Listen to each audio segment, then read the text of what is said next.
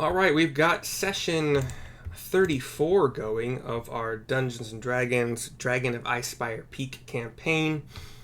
Last time, we had a lot of planning and stuff, so not a whole lot necessarily happened, but we decided what those special weapons were finally today at that we got from the Dragon Burrow, whatever it's called, Barrow.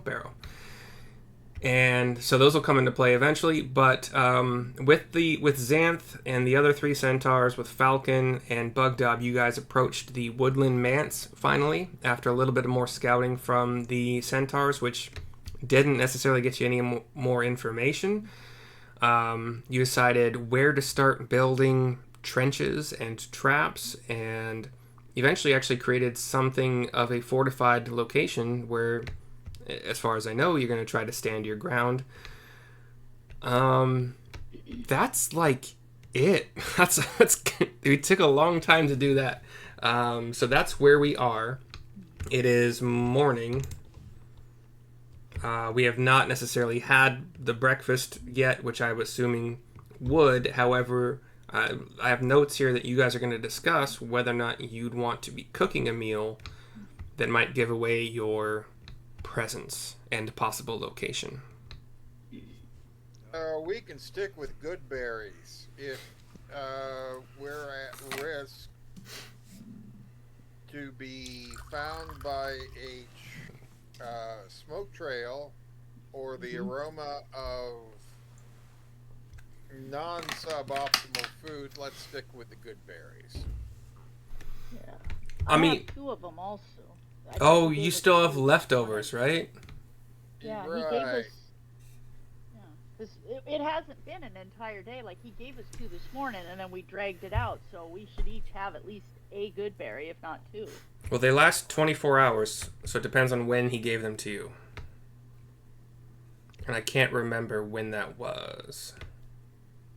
Or why it was. Oh, wasn't it like last night before you guys went to bed? You burned your spell slots? Right. Okay, so they will last until tonight. Um, and we can assume, for just the sake of making things easier and not having an argument about it, that you probably had a chance yesterday to have a meal with your bonuses, the bonuses from the food, so that they would stick around until about, let's say, lunchtime today. Because you were here digging for dinner, so you probably wouldn't have wanted to do that, I would assume. So it's morning. You have your +1 bonus to whatever stat you choose. Yes, we are stealthily lying in secret wait until the morning to spring our trap. Right? We've got our pits dug, and we've got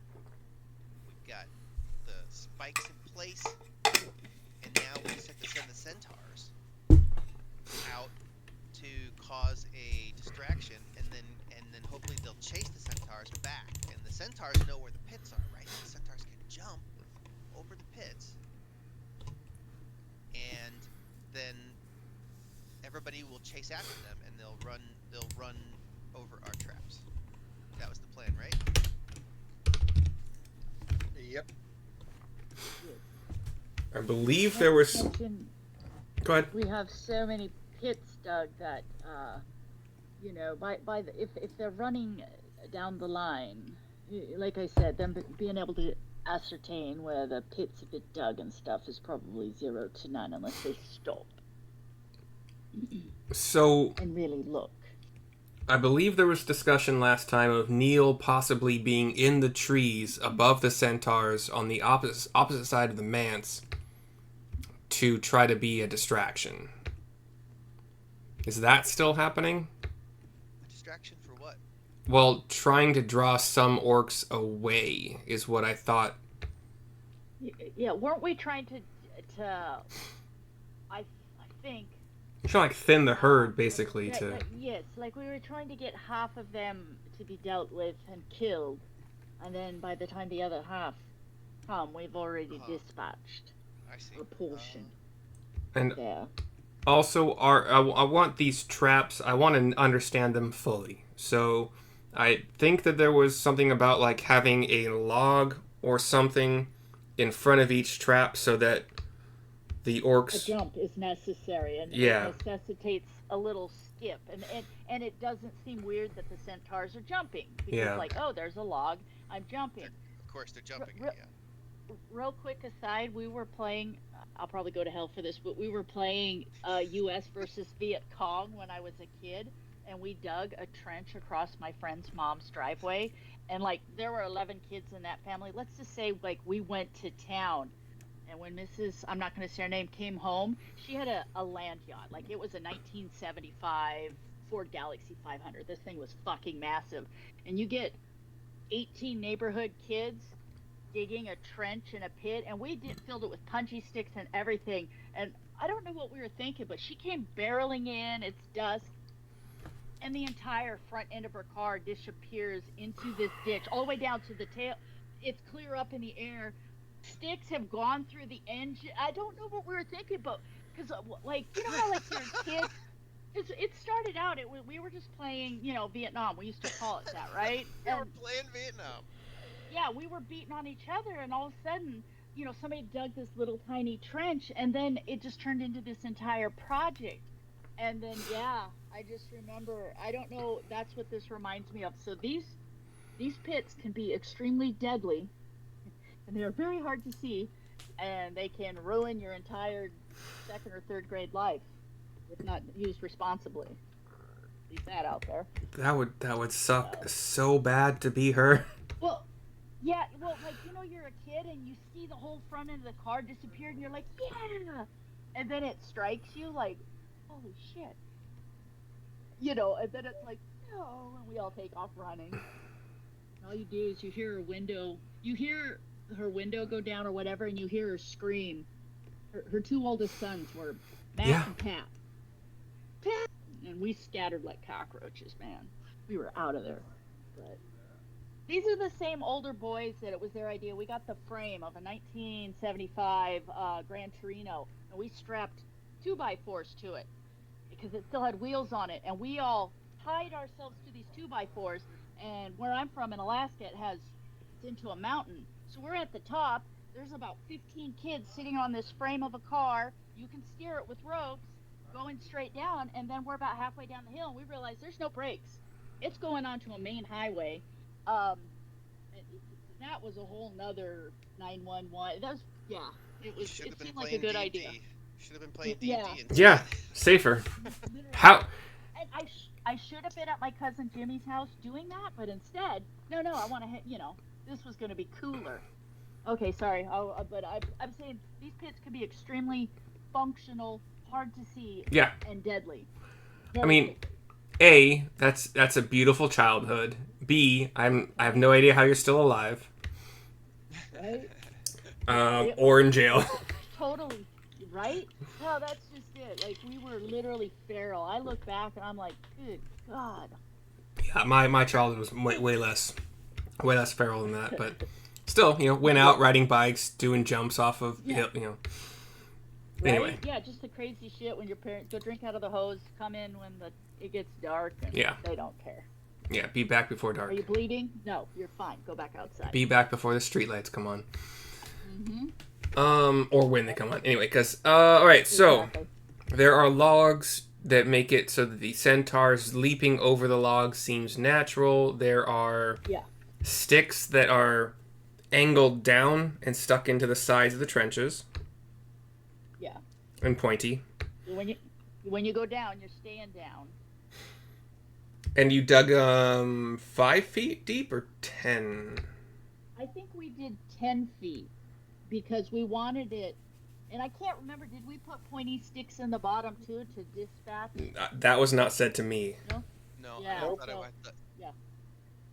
was 5 feet. 10 feet deep though with, I thought we did 10 feet. Because remember there was that entire conversation, and that's why we summoned Grebo, because he was moving dirt the first 5, and then we had to Yeah, so that's why we got Grebo, is because it was going to take extra time, and Grebo could do 5 cubic feet per, and that's why we summoned Grebo, because we wanted them 10 feet deep, because we wanted them to fall and stay in there. They can't jump out, and then we just put a few sticks around the edge to guarantee jump all you want. You're going to, Totally. stick to the brain pan. Totally forgot you guys summoned Grebo. I remember now. Grebo is moving dirt, and that's how come the holes are 10 feet deep. Like, nobody's Yeah. getting out of those.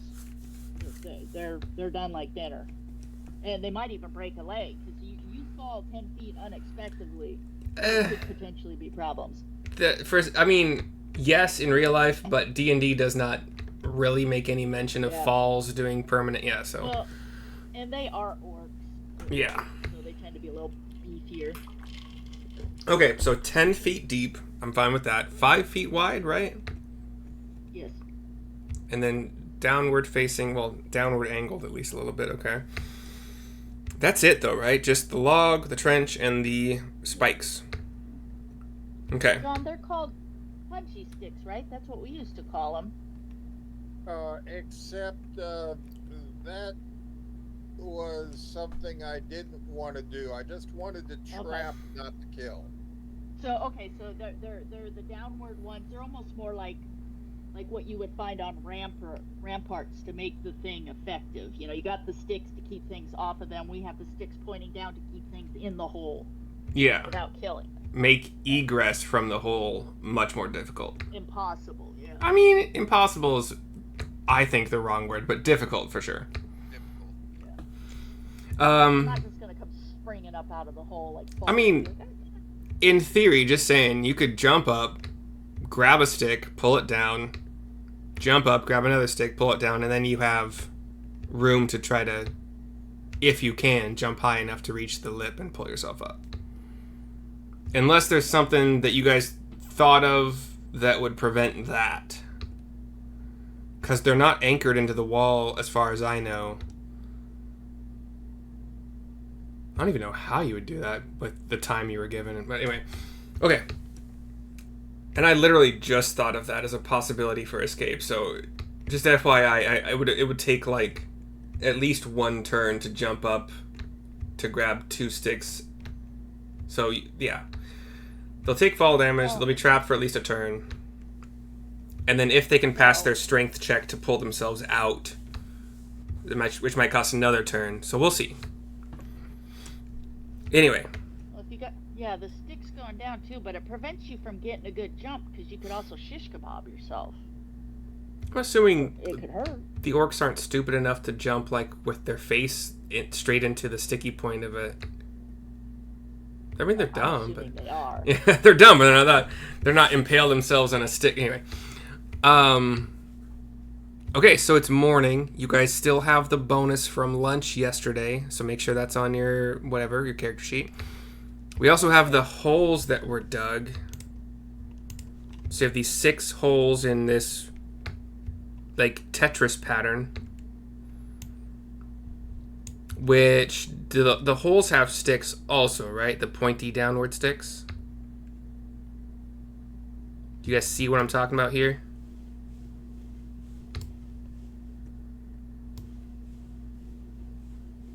Down the bottom right corner of the map. Let me see. Yes, those Yep. those are the pits. So those are just. Around 4 o'clock, 5 o'clock. Are those marked? Somehow? Like, you have logs in front of the trenches. Are these pits marked somehow? Well, I know where they are, and Yes. I use a particular kind of plant to remind me where they were.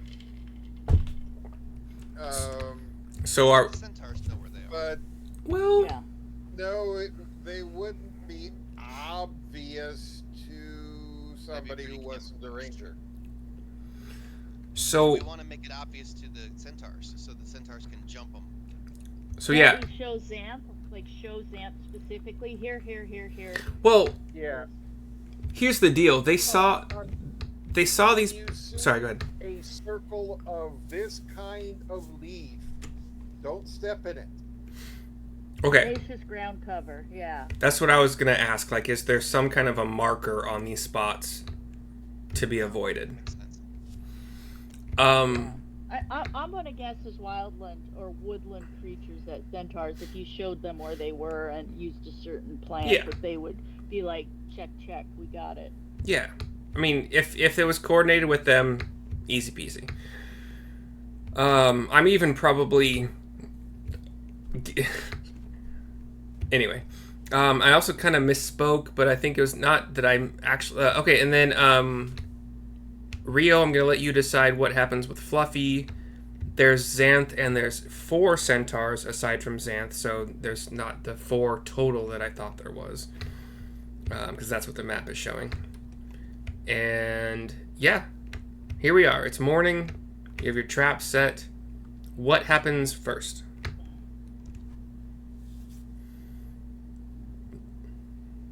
Well, I think we want the. Well, I don't know about this plan about me causing a diversion.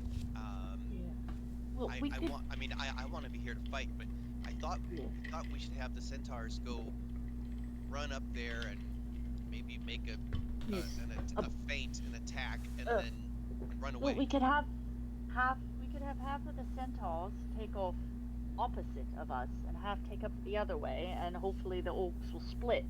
You know, half will go. Some will go after the centaurs, one half of the centaurs, and the other half will follow the other centaurs, into the trap. And that way, I guess we could spare a few centaurs to try to draw like a few of them in the opposite direction, and then they would just run away. They wouldn't engage. Is that what you're saying? And then they'd circle back around. Stay far enough in front so they aren't shot, maimed, or killed, but enough, perhaps throwing insults at the orcs, so they'll keep following them and keep it.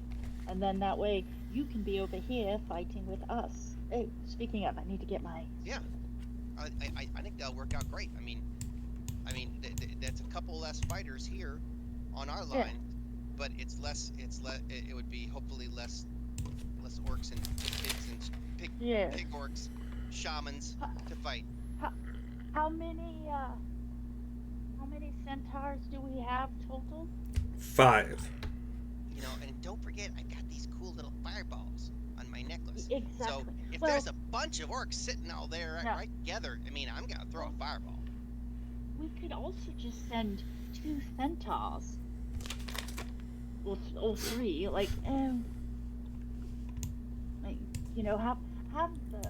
have 2 centaurs running towards us, the other 2 behind us, and have one head north, that it could yell insults. Or something, hopefully to anger them. Sure, let's use one of the centaurs then as the decoy to try to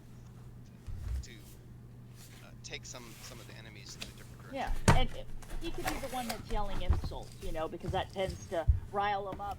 And he could also feign that there's other centaurs in the woods too, like they're all running away. You know what I mean?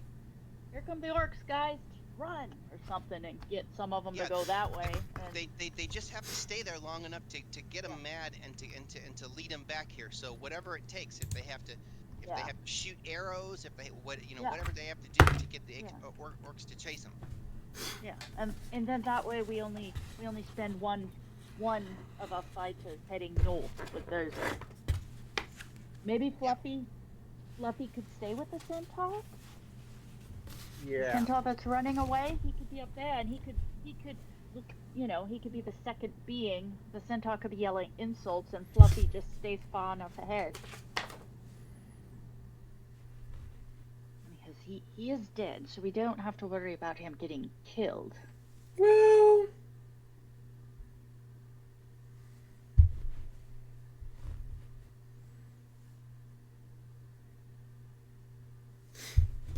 Next week, Striss is wearing her wig and her horns and stuff. Nice. Yeah, I'm gonna break that stuff out. I don't think we're gonna get summer here, so I'm cool with it. Do you guys remember what I said for Xanth? I think I said that Xanth was stronger than the base centaur, but I don't remember, like... You gave him a 60. I think you gave him a 60, and you also gave him 2 more AC, because I want to say their AC was either 12 or 14. I think God, maybe it was 12 or 14, but whatever it was, Xanth had 2 more good. AC, and he had 15 more hit points, if I remember. So I want to say the centaurs have 45, and you gave Xanth 60. Yep. And I want to say their armor class was 12, and Xanth was like 14 or 15. That is all, as far as I remember, correct, yeah. Nice.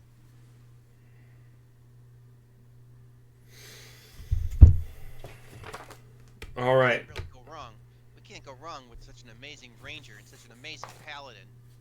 We're just... Oh, and let's not forget our amazing bard, the stories that will be told and sung. Oh, please. I'm just here for support. We'll get you home eventually. Neil, maybe I'll go with you. We'll go adventure in the Feywild. Yeah, you can come with me. It'll be good.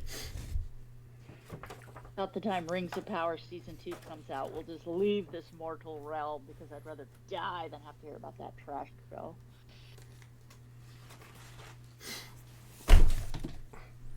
Honestly, I told Julie that we should cancel all of our digital subscriptions and just play D&D only, but that didn't. Right? that's tough. Fuck I don't Amazon, have I'm a single subscription. Really? Um, well, You just my BitTorrent TiVo. everything. I subscribe to the program guide for my TiVo. That's it. There you go. I don't have any except for we have Amazon because like Johnny has to order stuff for work and stuff, and you get free shipping that way occasionally, and it just works out where it's and we have some program, you know what I mean, where we only have to pay 50%, so it's not that bad. So but we can use Amazon Prime, but I'm like, no, what they've done to Tolkien I'm just not okay with. I mean, they have other shows that are good, but... Fuck Yeah. them. They ruined Tolkien. I'm upset. There was a perfectly beautiful story that they could have made like a. I mean, we're talking they fucking season Game of Thrones season 8, the entire Middle Earth story, and I cannot. I forgot that was 8 seasons. All right, so... Yeah, it's like they had me sucked in, and then by season 6 you're like, uh-oh. Season 7 you're like, oh no. And then by episode 2 of season 8 you're like, oh fuck me, what am I watching here? Oh wait, I can't see anything because it's so dark. Yeah, I hate that in shows. And nobody's dying. I heard a lot of talk. What is the actual plan we're setting in motion? I think we were all agreed on the plan that one centaur goes to be the decoy. Okay. With Fluffy.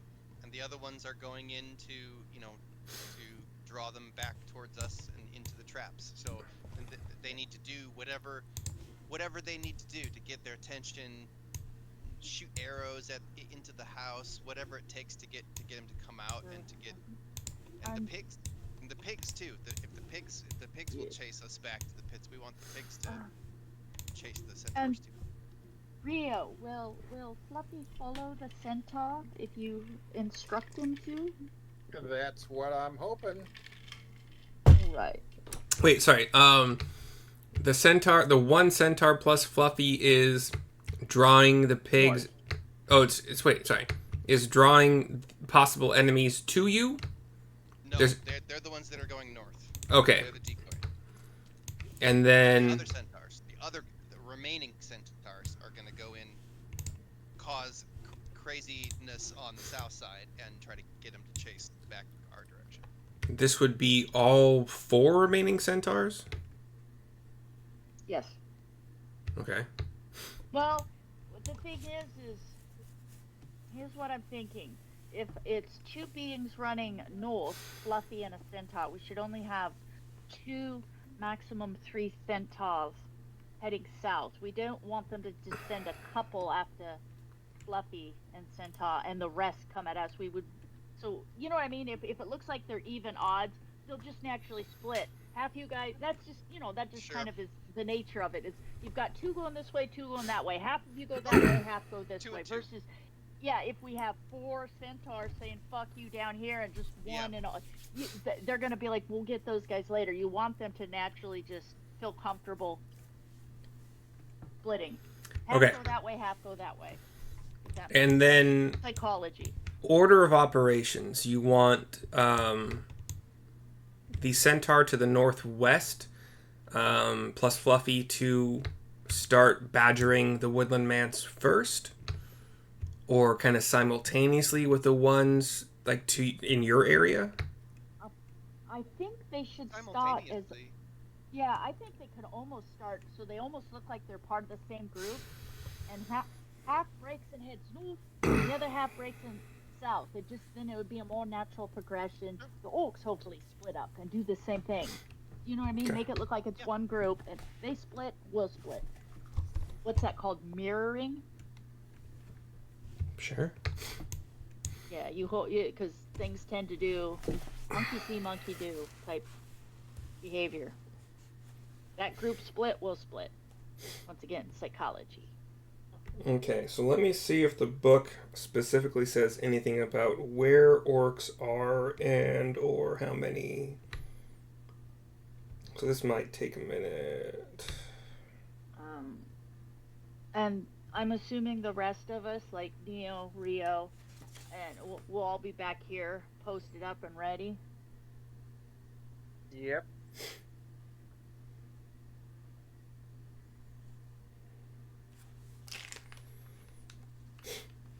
Okay, so the players can't hear this. Anybody else listening to this can. Oh, you want to know what happened? Rio? They canceled my credit card. They got a hold of me and they said, for the computer, it was a fraud alert. And I'm like, no, that's a real charge. And the lady's like, oh.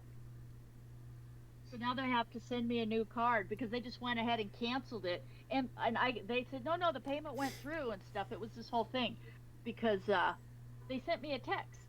They sent me a text. I said, yes, that's me. Well, apparently, I don't know. They sent another one and I didn't answer.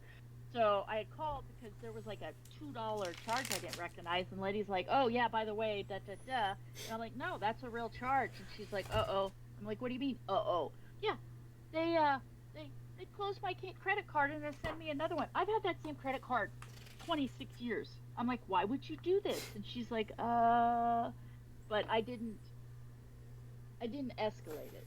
But I'm like, somebody could have called me, somebody could have emailed, somebody could have done so many things rather than cancel the credit card that I have memorized because I've had it for 26 years. I'm a little pissed, but whatever. So, yeah, funny story. It's always a good thing to get a new number for security. Well, the lady did say that. She said, I've never seen somebody that's had the same credit card this long. She's like, you must be incredibly anal retentive at checking. I'm like, oh yeah, weekly and stuff. But she did say that you should get another one because I can guarantee you your number's out there somewhere. And so then I have to memorize a new card.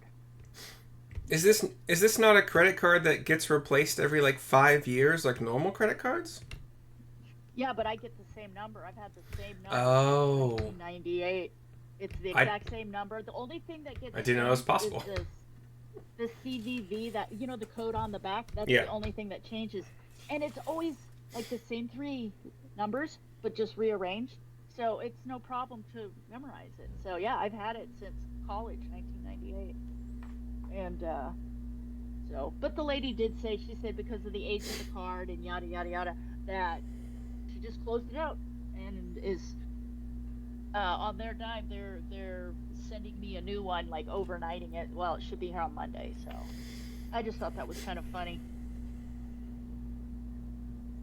Okay, I think I figured out how many orcs there should be. I mean, I'm not giving you guys any information because you already know there's orcs in here. But there is some stuff that I wasn't necessarily totally aware of.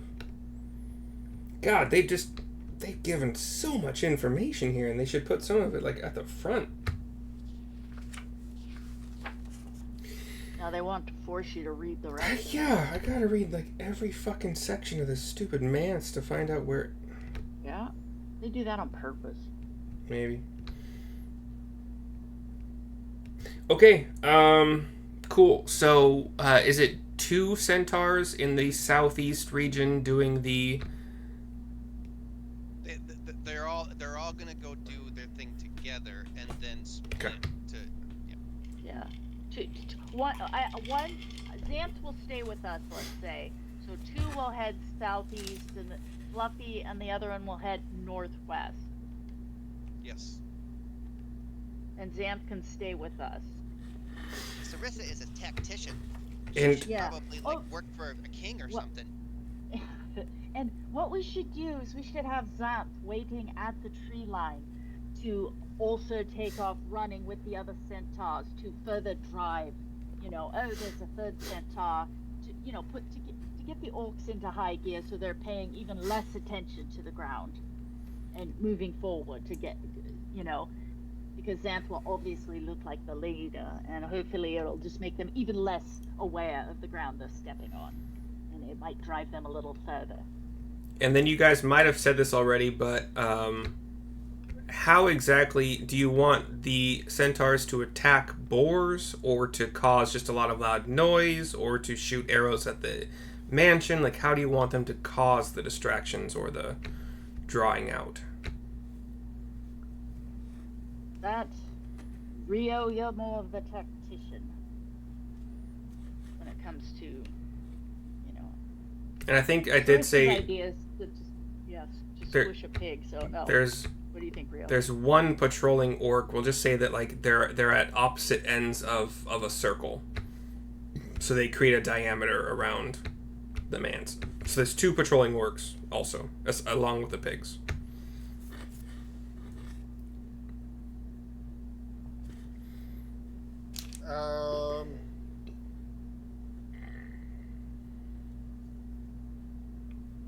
Couple of centaurs run past the orc, get its attention,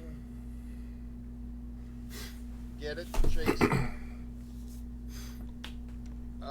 Pigs will follow if there's food. So maybe give the centaurs each a ration from my pack, so they can dribble bits of food as they trot away. They shouldn't gallop because the orc won't keep up with a full gallop. Okay, so attack orc. Do not attack pigs. Have food in theory that pigs might follow. Pigs will eat anything. I'm aware of that, but that's the plan. Okay. God, this book doesn't necessarily say what happens in that particular.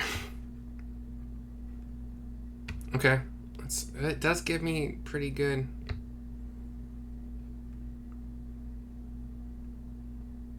Okay, cool. So, let's get into this shit finally. Let me put... So, I would hope... This is for my sake more than you... Or actually, well... Can I keep notes? God damn. This is probably the most intense combat I think I would ever have to adjudicate. It's been a long time since I've done a combat with you guys. So, you hear simultaneously from somewhat close by, and then, from farther off, obviously, you can assume from the opposite side of the manse, shouting, both orcish and centaurish, and even the whinny of a ghost horse, or skeletal horse, technically. And you hear more orc shouting coming in from inside the mansion. and you'd have no idea what's happening on the opposite side. Were the centaur and Fluffy instructed to kind of come around back around through the trees to join you guys? Or are they leading them on a chase for a little bit first? Lead them on a chase. We don't want centaurs in combat. That's our job. Oh, okay. The centaurs do have combat stat blocks. They're not... What are they?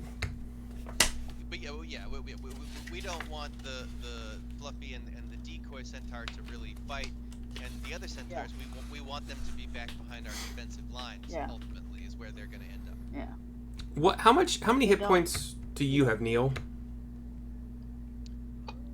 Because they have 45. Yeah, I have 45. They have 12 AC, so probably less than yours. I would hope. I only have 52. Okay. Neil, you're soft and squishy, but you have spells, and They're beefy. Neil has a necklace of nuclear bombs. True. Are we using... Yeah, it's up to you whether or not, or when, or if you use that. So, I forgot about that for a second. Okay. So, gosh, you start to see orcs coming out. Where are the exits from this freaking house? That's a fireplace. That's upstairs. That's one exit. Is there only one fucking entrance to this place? Hold on. Am I that dumb? That's a fire hazard. Those are yeah, right? Those are windows. Those are doors. So, oh, I think there might... Is that a patio? Or whatever. Well, crap. Actually, you know what? It's broken down. Yeah. So let me roll. We got...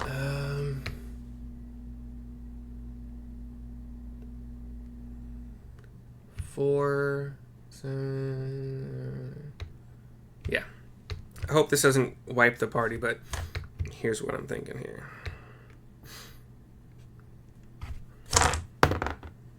Oh no. Okay. So What? I rolled a d10 to decide how many orcs were following to the northwest and how many were running out to the southeast, and you guys got a much bigger number. But anyway, so I'm gonna say that the orcs did make a door at some point in time. If you can see where my marker is, it's right here in the southeast corner-ish of the house. So they made a door in the, the walls that are getting dilapidated, whatever. And you see... I have an orc token somewhere here. I have a lot of orc tokens. You see dwarf ghouls and... No. Those are just right there. Dwarf ghouls? Yeah. Things we made up. Where are you, orcs? That's an ogre. There we are. Okay. These bad tokens. So you see 1. You see 2. You see 3. 4. 5. Streaming out of this door. 6. 7. 8. 9.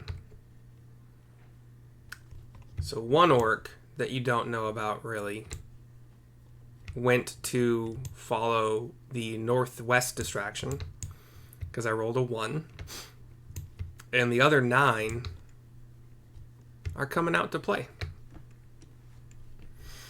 And let's see, are you guys, once the orcs run in this direction following the centaurs, are you guys hidden at all behind trees? We're like if they are running toward you, are they going to see you before you spring the attack, or? I would say no, because we want them to go straight into our pit. Come at you. In order to get that, in order to get that to happen, They might still do that if they see this. Okay. I don't know Dear God. about that. I think we would want them to see us so that they try to come at us.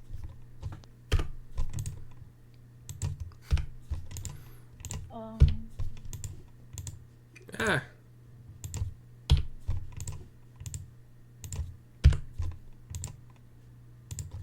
Would we? Or would we just hide? So they don't know our numbers? Or I don't know. It's up to you. I'm gonna let you guys decide, like, in the next minute here while I figure out everything else. Do you think? Okay, well, We can hide, but yeah, but, it seems to me like we would want to hide more. Otherwise, they could if they saw a bunch of us, they could potentially slow down and be like, versus chasing a couple centaurs like we're gonna fuck their shit up and just bombing through and. Sure. You know what I mean? Right. Well, if we're hiding, then let's ready an action to do something. We'll be hiding with a ready to action. Can we do that, Riley? Yeah, you know my rules about readying stuff. It's really fucking simple in my game. Yeah. So, you are hidden. Okay. Yeah. And the centaurs, and then put yourselves, please, where you think you would be hiding, where you want Xanth. You want Xanth in the fortification you've made. Are you guys hiding kind of where your tokens are? That was what we decided for positioning last session. Yeah. Okay, because you got like tanky guys up front. Yeah, tanky guys up front, and yeah, unless Rio wants to pull back, but yeah, I'm hanging back. And then are any of you centaurs? If they're using bows, they can hang back. And then I'm assuming none of you. Go ahead. Sorry. If they've got bows, they can join in the combat, but I want them close to cover. So no centaurs in front. There's only one centaur who's back here with us. The rest of them are running and are going to jump the traps, and then they'll end up back in this area after they jump that last trench. They'll make it, and then if you want to figure out where they'll be after they jump, we can do that. Okay, but you want them to be behind you after all is said and done. I think so, yeah. With bows, they do have bows. Bows and like short swords, or long sword. That's fine. Okay, so all right, let's determine some things. We got Orc 1, and nobody's doing anything until after the orcs are, until after the centaurs are back. So like you're not shooting the orcs while they're running toward you. No. No. Well, yeah. Once the pits have been sprung and they are where they are. That's my vote. What do you think, Rio? Agree. Like what? Yeah, and then we, make ready.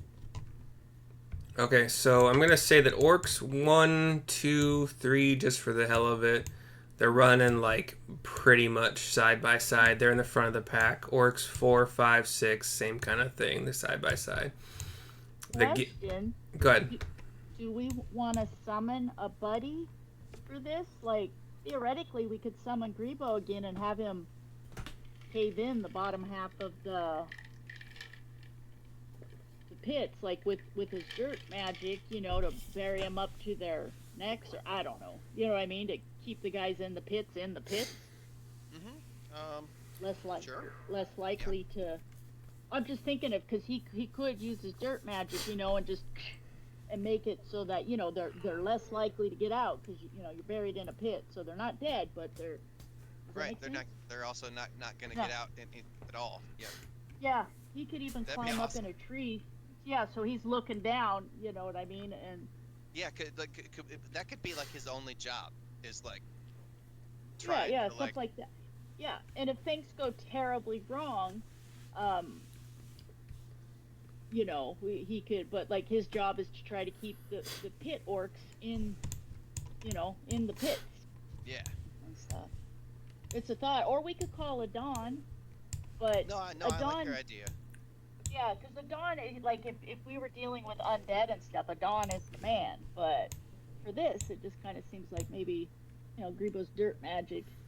I don't know. So is Grebo out? Hold on. And are you prepared to run him? Yeah, hold on. Let me get here. All right, he's good to go. And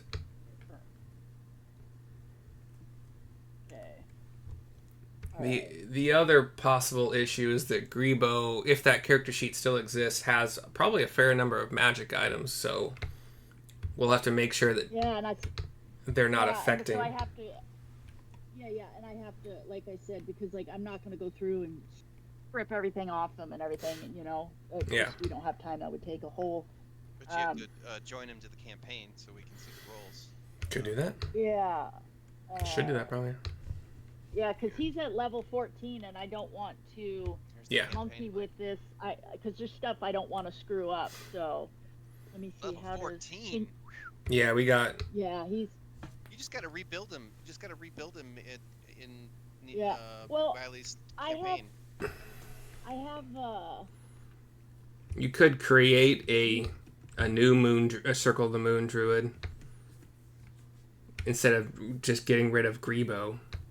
Yeah, just do new. Yeah, start over and do a new Grebo. Or theoretically copy the character and then drop the copy to 6. Okay, You guys are so hold on. I got 6. Yeah. Yeah, I only have 6 spots, so I'll get rid of Pip. Yeah, fuck Pip. Just kidding. Right? Yeah, Pip just didn't. Pip was fun. Pip was fun, but okay, I'll delete Pip. I haven't even copied her down though, so. You can make the character.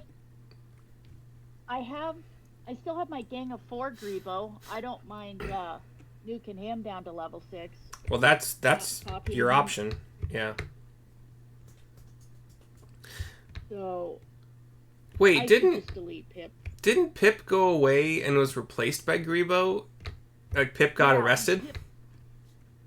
No, Pip burnt down Pip accidentally was practicing her fire magic and burnt down the lodging house she was staying in. She didn't get arrested for that?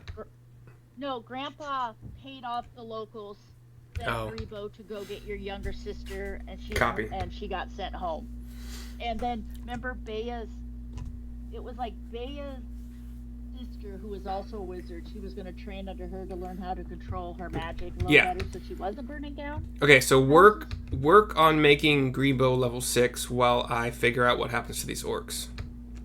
Okay, does anybody have any idea how I can copy my Grebo and move him down? So I'm going to delete Pip. So to delete Pip bar Ariba, I'm just going to... Well, no, actually what I can do is... how do I join to... I'm so bad at this, I'm sorry. Okay, so here's what I'm going to say. Running abreast of each other. Orcs 3 and 2, with Orc 1 getting weirdly lucky. Orcs 3 and 2 fall into these pit traps. Orc 1 is kind of like running in between, so he kind of gets somehow just in the right spot to avoid it. Oh gosh, I need to keep track of hit points now. These pits are only 5 feet deep, right? Are these 10 also? 5 by 5 by 10? Yeah, by 10. Everything's 10. Okay.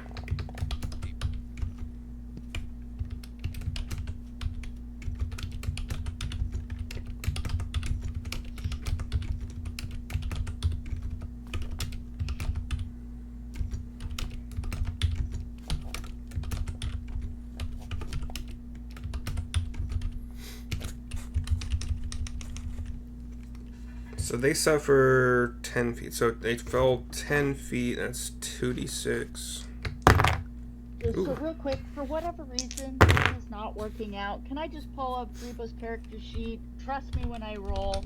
I'll set him at level 6, and he won't. Like I said, I know what he had at level 6. He was a very basic. Like he had his scimitar. You have level 3 spells. And, yeah, level 3 spells, and that was that. And he could also, if he wanted to, I don't think, was it at 6 or was it at 8? He could Fly? wild. No. He. When could he wild shape into the earth elemental? Was that 6 or 8? I think it's 12. I think we talked about that. 12. Yeah, hold on. Let me just. Because you wanted to move a lot more earth. Druids, wild shape into earth elemental. Just elemental D&D. Okay. Orc 1. I don't want that. Here's his brethren fall. And let's see, what does he do here? Let's say...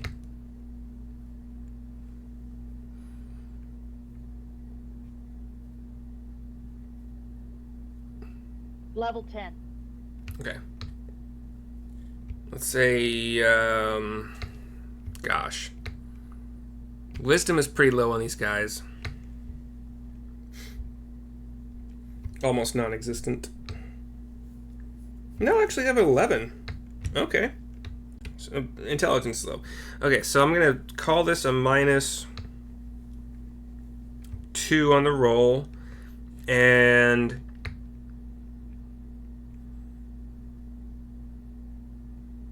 DC 12. So if he hits a 12 on this intelligence check, he stops and checks out what the hell just happened. That is a 2. So he keeps running, which is actually possibly bad for your plan. So he keeps running after the centaurs. He jumps. He falls in pit. He also takes fall damage of 4. Alright. I have Grebo down to level 6, where he is. I've just moved him down, because it doesn't mess with anything. It adjusts his hit points and stuff, so they're fair. Yeah. I mean, it gets rid of some of the other choices you made for, like, ASI and feats and stuff, but... Yeah. We'll figure out if that matters. Orcs. I moved him down to 6, so yeah. Okay. Orcs 4, 5, and 6 are behind the first wave of 3 by just a few steps, but enough to screech to a halt. Possibly. So are they jumping? Once again, DC 12. That's a 7.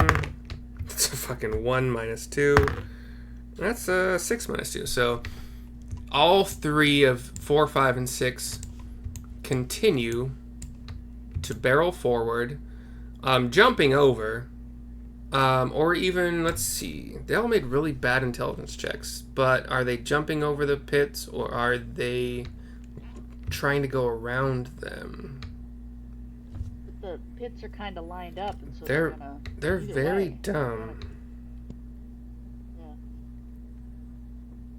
I'll say, honestly, yeah, they're very dumb, but like there's also a little bit of luck involved. So 4 tries to go around, but falls because pit. 5 gets lucky, kind of like number 1, and jumps over. 5 also rolled the lowest, and it's hard to see. It's hard to see the trap on the other side of this log, so he also jumps, and because he rolled a 1, he jumps, lands in the pit next to number 1. And 6 tried to go around. They all rolled really low, so gets pit trapped. And with Grebo up in the tree, can he just be using his dirt magic to just kind of You know what I mean? It's Yeah, hold off on that. Collapse it on them. Yeah. basically just like We still haven't reached initiative, and we're probably about to, since like damage is now being taken. Speaking of damage, that's 6. That's 4. I can see him. 7. He's like up in the tree, and his whole job is collapse those pits, keep whatever goes in the pits, and so he's just focused on that. 7, 8, and 9 have enough evidence now that unfortunately there's no rolls here. They are jumping. However, once they reach this spot, there will be rolls. So they got around the first traps. Actually, you know what? Let's see what number 9 does. He might have fallen into that other one. That's a 6. So, fuck me. Number 9 falls. He jumped one pit and got unlucky and fell into another one. 8 and 7, however, continue on. Let's see what their intelligence is for this log jump. That's a 2 minus 1, minus 2. Okay, so one of them succeeds. And success in this case means stopping. He sees the pit trap in front of him. Well, he sees at least the portion that has been fallen into. 7 does not, with a roll of a 2 minus 2, and falls in as well. So you have, because of really bad rolls and a good setup of traps, captured, for now, 8 of the 9 orcs that were after you. And let's roll initiative. And I have to pee super quick. So hold your initiative scores for a minute here. Grebo can also make like the ground they were trying to run on with his cantrips, make it, difficult terrain, that kind of stuff. Just make it generally unpleasant for them. Oh yeah, for sure. Yeah, I'll be right back. Yeah. All right. It's Sioux, John. The tribe is Sioux. Dakota Sioux. Remember about the Sundance?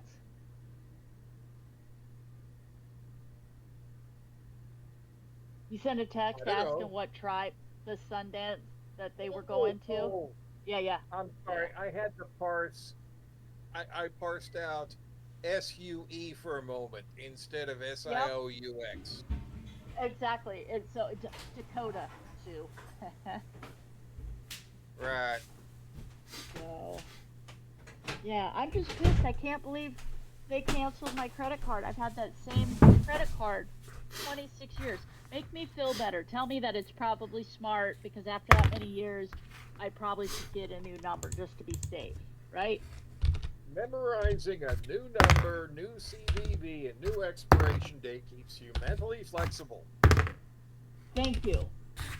Because I'm just, how like it's just something dumb, but it really irritates you. Yeah, I'm in the really irritated category right now about that. I'm so mad. So they're like, oh no, the charge went through. Why would you do that? So, yeah. But you're right. I'm getting old. I need to remain mentally flexible. I'm gonna grab a Diet Pepsi though. Yes, I see you. See you. Kitty. One of the tiny terrorists got out this morning, and it took, and her need to explore was almost greater than her need to play, but I got her back in here, thank God. But, yeah, she figured out how to open that door, so we have to get a little, more creative, because she's figured out she puts 2 claws, like, into the screen, and she's figured out she can pull and pop the door open, and so I'm looking over, I'm like, what is she doing? And it's like, and it pops open, and she unhooks them, walks right out. I'm like, oh no. Yeah, well, right now, Junior is sunning himself on the 3rd floor balcony. Nice. With a window, with a screen door between him and the Schwartz. I see you. Where's Morgoth? Where's the Dark Lord? Oh, she's over here.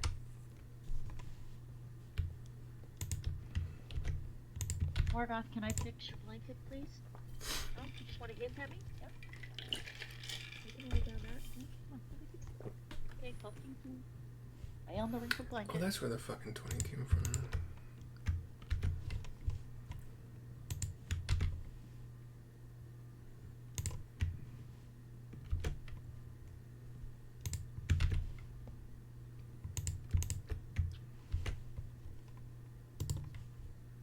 I'm gonna assume, let's say, like, we know Grebo because Grebo is friends with Puika and, what was Puika's buddy's name again?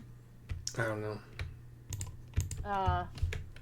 This is Justin? not from Illier. It's not from something that Riley knows. Yeah, well, so Puika, so I'm gonna say Grebo's friends with Puika and Illier, and I'm gonna say that maybe, like, Neil knows Puika or something like that, you know, because they're kind of the, you know, because I can see that, like, Puika being buddies with Neil, and then that's how Grebo ended up. So, yeah, so Neil's the one that knows Grebo, I would guess, out of the way that worked out, through the Emerald Enclave or something like that, you know. So that I am not piloting a fuck ton of NPCs, does anybody want to pilot Falcon, Xanth, or Centaurs? Like, obviously not one person should do all of those things, but if you guys want to split some of those up, I can still. Suissa, I've got Grebo, and I can do, like, a Centaur. You want to do a Centaur, or you want to do Xanth? I could do Xanth if you guys want. Okay. So Xanth is... Are you ready to write some stuff down? Yeah, hold on. Let me get my... Stop hissing at me. God's sake. And then while she's looking, does one of you want to be Falcon, or some Centaurs, or some Centaurs? I'll do some Centaurs. Okay, so John... Centaurs are HP 45, AC 12.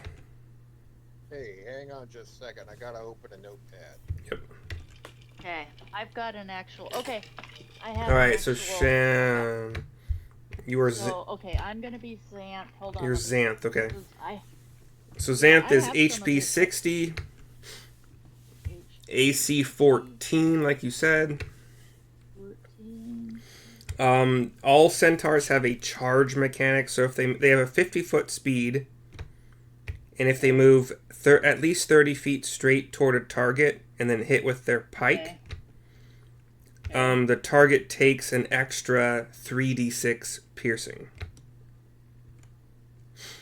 3d6 piercing. I was wrong about the sword thing, so they have pikes instead, which are a 10-foot reach. They're 10 feet? Yep. Okay. They are +6 to hit. +6. And they are 1d10 +4 piercing. That's without the charge. So to hit, it's 1d4 +4, and then but if they have the charge going, it's an extra 3d6. On top of these things, they have multi-attack. So they can either make a pike attack and a hoof attack on one turn, or 2 longbow attacks. 2 long. You're not gonna have to worry about. You're not gonna have to worry about the range on the longbow, but the longbow is +4 to hit. +4. Okay. And the damage is 1d8 +2. 6, and that's 1d8 +2. So the longbow is +4 to hit, 1d8 +2. The pikes are +6. +6. And it's 1d10 +4. +4. +4. Okay. And that hoof attack is also +6 to hit. Okay. However, the reach is only 5 feet. 5 feet. Because it's, and yeah. What's the damage? The damage is 2d6 plus 4.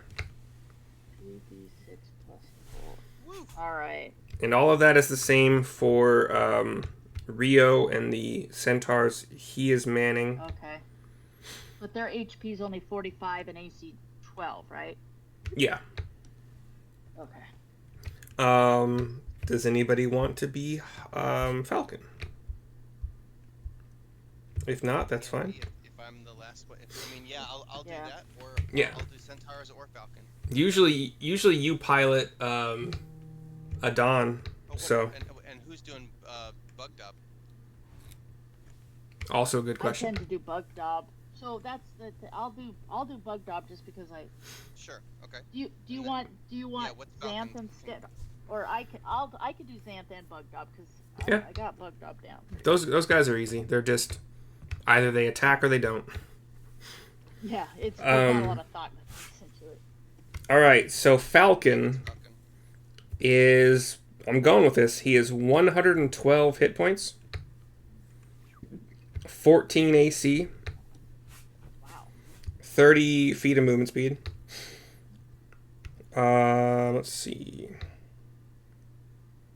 Can I ask a quick question? Sure. What is bug dob's new AC? with He is his currently 18, armor? 18 without a shield, or 20 with a shield.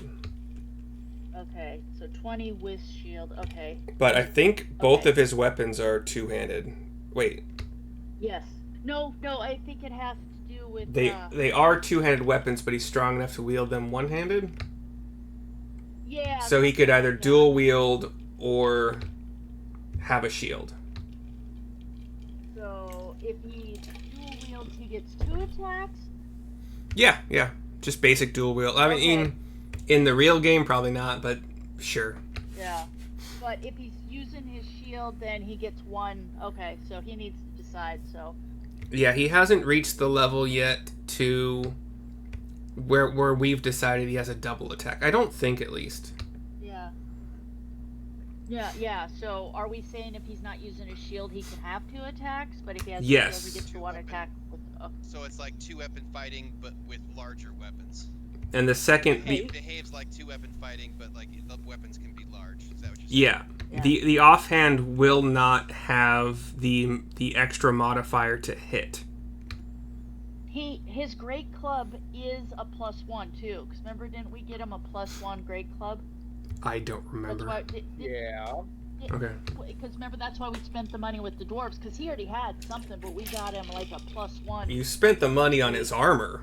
Yeah. I don't remember No, but the. we spent money on his great club I too. also I've got the note. spent money on buying him a club. No. I don't remember. I don't remember. Yeah. I've been Yeah, keeping I've got notes, but I don't remember a +1 weapon. It's fine if it is. Like I have him as +6 to hit with either the great club or the great sword, and they're both 2d8 plus +4. 2d8 +4, right? Yeah. D8. Yes, I see you, Margoth. No. So Falcon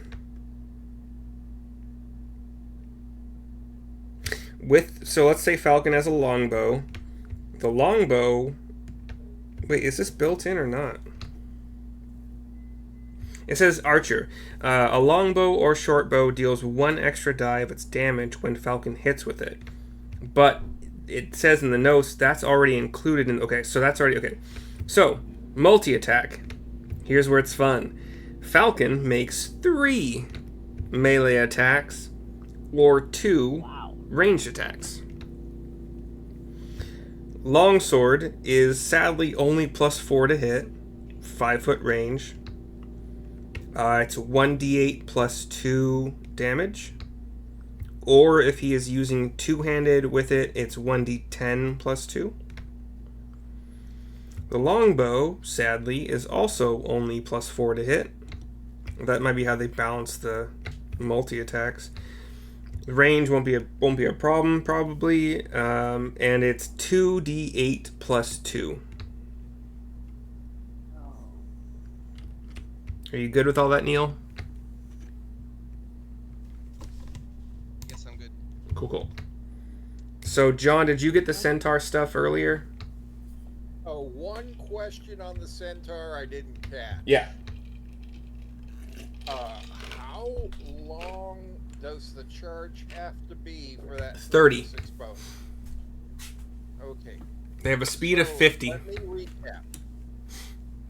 45 HP, 12 AC, 10-foot reach pike, plus 6 to hit, D10 plus 4 damage, with bonus, if charge of 30 feet or more, of 3d6 piercing.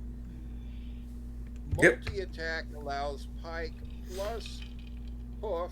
Hoof has a 5-foot reach, attack plus 6, damage 2d6 plus 4, or 2 longbow arrows plus 4 attack, d8 plus 2 damage each arrow. Perfecto. Real quick, if we have our breakfast that gives us a +1, Bugdops goes on strength. Yeah. So that means that he would be +6 to hit because he's strength based. Well, Does it affect the damage he does? he's naturally plus. He's naturally +6 to hit. With the strength, he would be Yes. +7 to hit. Okay. And yes, Would you're it correct. increase He would the get damage? 1 more damage. Okay, so plus Plus I'm 5. I'm highlighting that so I don't get it screwed up because I know he's strength based, but I can never remember. Okay, I Yeah. got that. So I rolled. And- Wait, go ahead. Real quick, if the great club is a +1 weapon, that would add +1. It would be 2d8 plus 4, but then it would be +1. If the Yeah, Great I- Club I is a just- +1 weapon, then it is Yeah. +8 to hit in its current state, Okay. and Okay. 2d8 plus 5, 6. So 2d8 plus 6 damage. Okay. I'm making all these notes just to Oh, I'm in the same boat. Don't worry about that. Yeah, no shit. It'd be like, so how did the fight go? Well, we spent 3 sessions getting ready to fight. Yeah, this is a big one. Shaping the battlefield. Exactly. I am here. Rome was not built in a day. Okay, so I'm rolling initiative for the centaurs just to get it out of the way.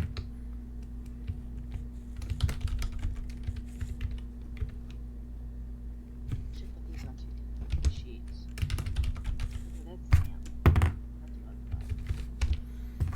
That's what They're not doing super great at this.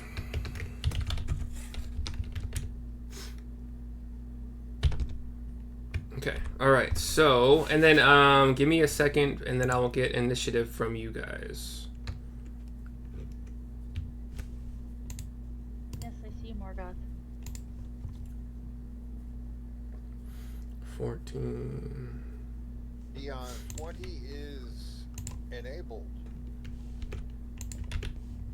Oh yeah, let me. Ready to roll initiative. Beyond 20. I think Beyond 20 only works when you're using Roll 20, right? I don't think it works with Owlbear. I mean, it definitely doesn't sync to it, but... Oh yeah, it also won't show us the It'll roll. do your like rolls with advantage and stuff. Yeah. So I have a 17. Okay, that spot is not taken yet. That's easy. So everybody can see my rolls. I'll just roll on everybody that I roll. I'm just gonna roll the dice on Sarissa so you can see what they roll, and I'll do Yeah. the math myself. Sounds good. I'm half tempted just to break out my dice just because they're so depressed and lonely, but that. So, It's nice to hear whomever is controlling Bugdob, give me your character's initiative and then Bugdob's initiative. that. Okay, so Sarissa. Yes, I see you, Morgoth. Okay, initiative. Let's see. So 7 and 8 and 16. So 17. because I get advantage. Rio, you for sure have better dex than her, so. Yeah. Okay. Wait, what gives you advantage on initiative? Because my dagger. Oh, the dagger. Gives you advantage Cool. on. Yeah. Yeah. I call it the screaming dagger. Okay, Bug Dob. So for initiative, he gets, and he doesn't have any. He's a -1 dex. Okay, so he would be a 5. Okay. I got 6 minus 1 is 5.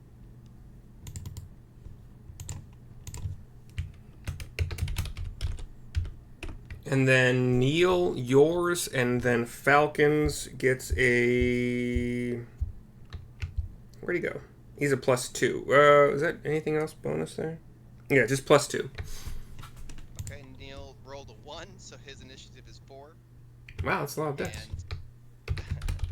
And Falcon, what'd you say? +2.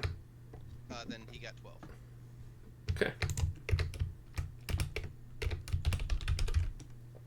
I broke out my good dice. Oh, it's backwards. Can't see.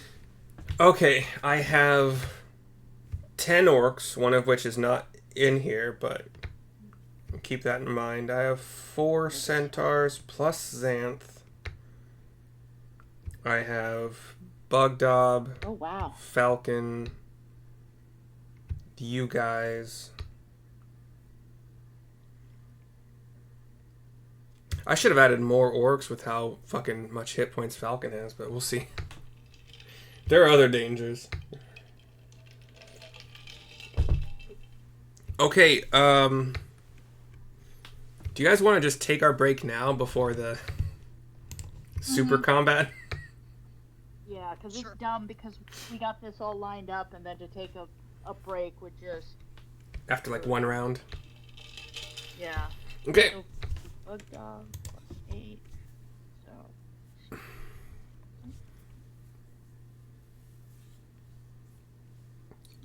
I'm gonna just for a second, let's see. The centaurs could, I would say, easily jump the log, the 5-foot pit, and even over like Rio, if that's where. Is this where you guys think you would be positioned? For sure. And let's say you're like behind bushes, so that's why the orcs couldn't see it. Like, including Bugdob, including Rio, including Xanth. Yeah.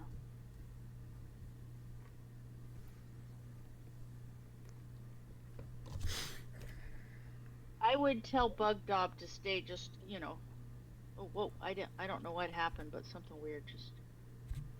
I don't know where the trees are, but Neil might be up on a tree branch. Yeah, we'll just theater of the mind where the trees are and your cover from said trees and foliage and stuff. You would be able, like, I don't think that you would have any trouble seeing out enough to target anything that's like requires line of sight. But things that are trying to target you, if they even have range, I'm gonna say that all the orcs have some kind of ranged attack. But do you guys want, like last time I did a massive orc battle like this, every orc had a different weapon, just to keep things interesting? I think we should maybe have them have similar weapons, otherwise it's literally going to be insanely... Well, it's not... Well, I guess a lot of them are in pits, though, so... Yeah, it's not too hard for me to do. I just have to kind of randomly pick a weapon for each of them. But like, it could theoretically determine who you target first, maybe. Yeah. Mm-hmm. Yeah, definitely. Yeah, Right. yeah. Definitely would. So I'll that's work on the that. thing. Let's say when if Grebo caves in a pit, Grebo's going to try to cave it in to keep their arms down. You know what I mean? Like cave it in so it's like their head's sticking out, but their arms are under.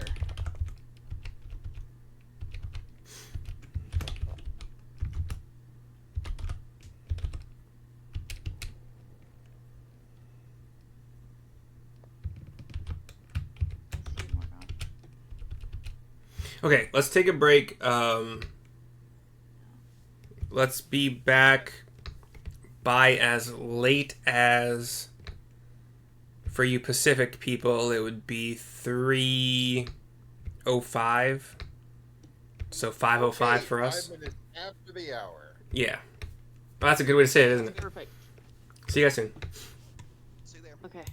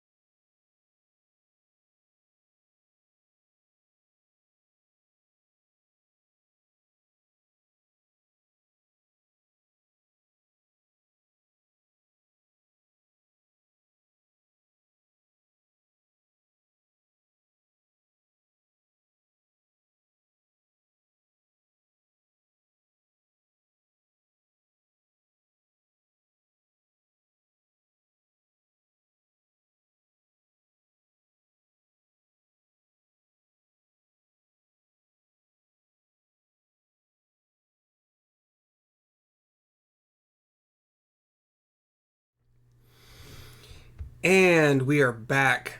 I kind of want to share what my crazy initiative tracker looks like just for a second to see if anybody is intrigued by that weirdness. So I made it visible, but it's not actually working. Hold on.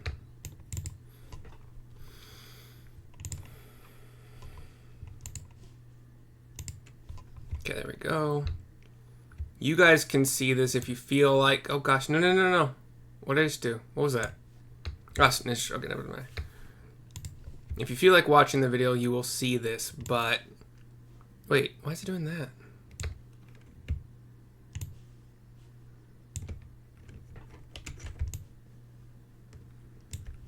Oh my gosh, this just got so... No, fuck that. Get rid of that. Sorry, this will take a second here. Just to show everybody what this stupid Excel sheet that I created looks like.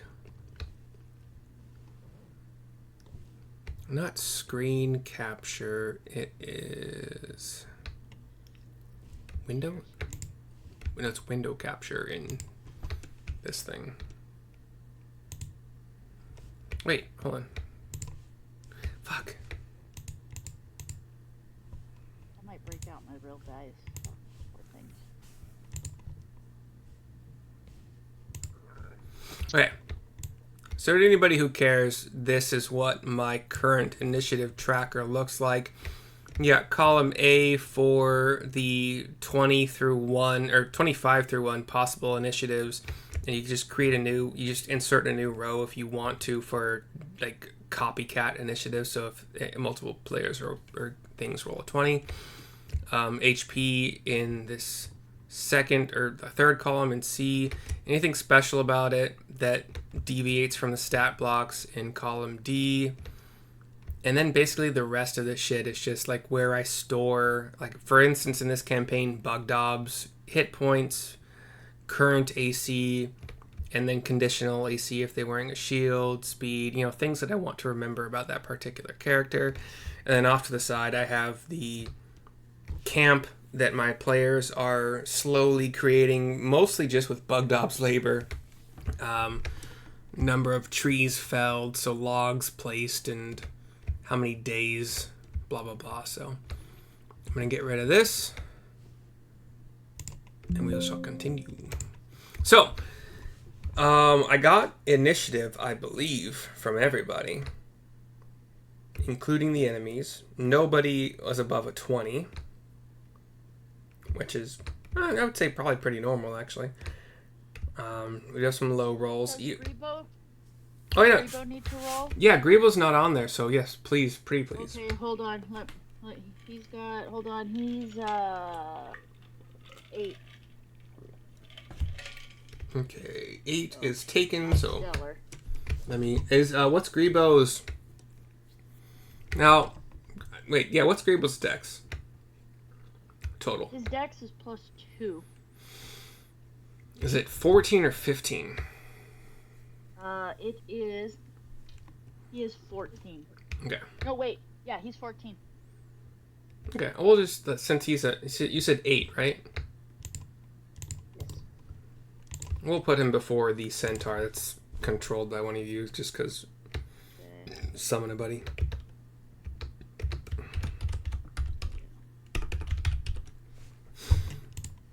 Okay, and I did select... Oh, gosh. I did select weapons for everything. Oh, gosh. Okay, so... I'm going to put that on Owlbear, so you guys... I don't have to, like, repeat it every time you guys ask, so... Is there a initiative tracker We can anywhere? Did you want to just write down the weapon next to the number on each orc? That's what I'm doing. Like, you see number 5 now has GSD. Yeah. That's great sword. It takes a while, so that's the thing. It just takes a while. Okay, GSD. Great sword. Okay. And then... All right, number 9 has a sword and board. Those guys in pits are gonna be out of luck if Grebo gets to him first. Right. By the way, they all have at least. I'm just gonna say they all have like the not hand crossbow, but I think light crossbow is the next step up from that. So they all have at least the weapons I am putting on there and a light crossbow. So they do have a ranged capacity, but obviously you guys have a lot of cover because they probably can't see you from 10 feet deep if they're in a trench or pit. Yeah, and he's up in the trees, and if there is anything, there's going to be light in there. You know what I mean? Or Grebo's going to... He's up in a tree. Yeah, but Grebo only has one turn, per round, so... Yeah. Let's see. I don't have a token for Grebo. I don't know what happened to my Grebo. We didn't create one. Good point. He's up in the tree. He's up in the tree. No, it matters. Like, distance and stuff matters. You can use my ex-girlfriend's token as Grebo for now. Okay. So this light blue elf thing is Grebo. Okay.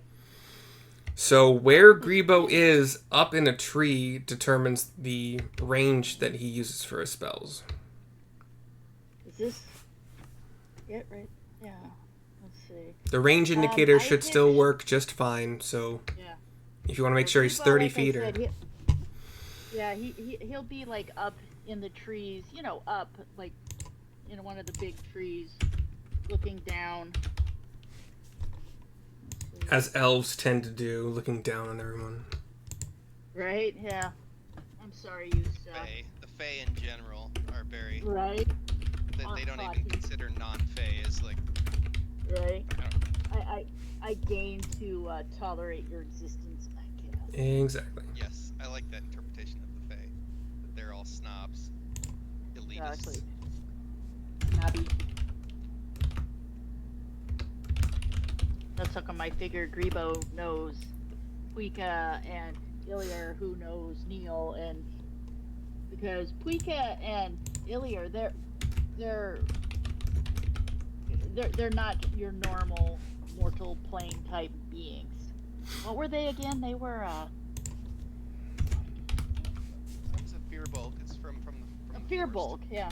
There you go.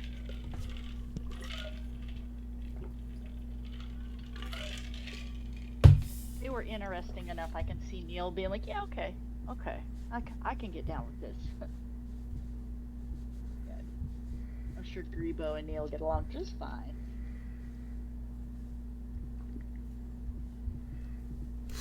All right, I think I got them all. At least the ones you guys are contending with. So that is where you want Grebo to be? Yeah, what do you guys think? Like, if he's just up in a tree, but he's up. He's directly up. You know what I mean? But that way he can see all the pits and everything and what's going on below. Yeah.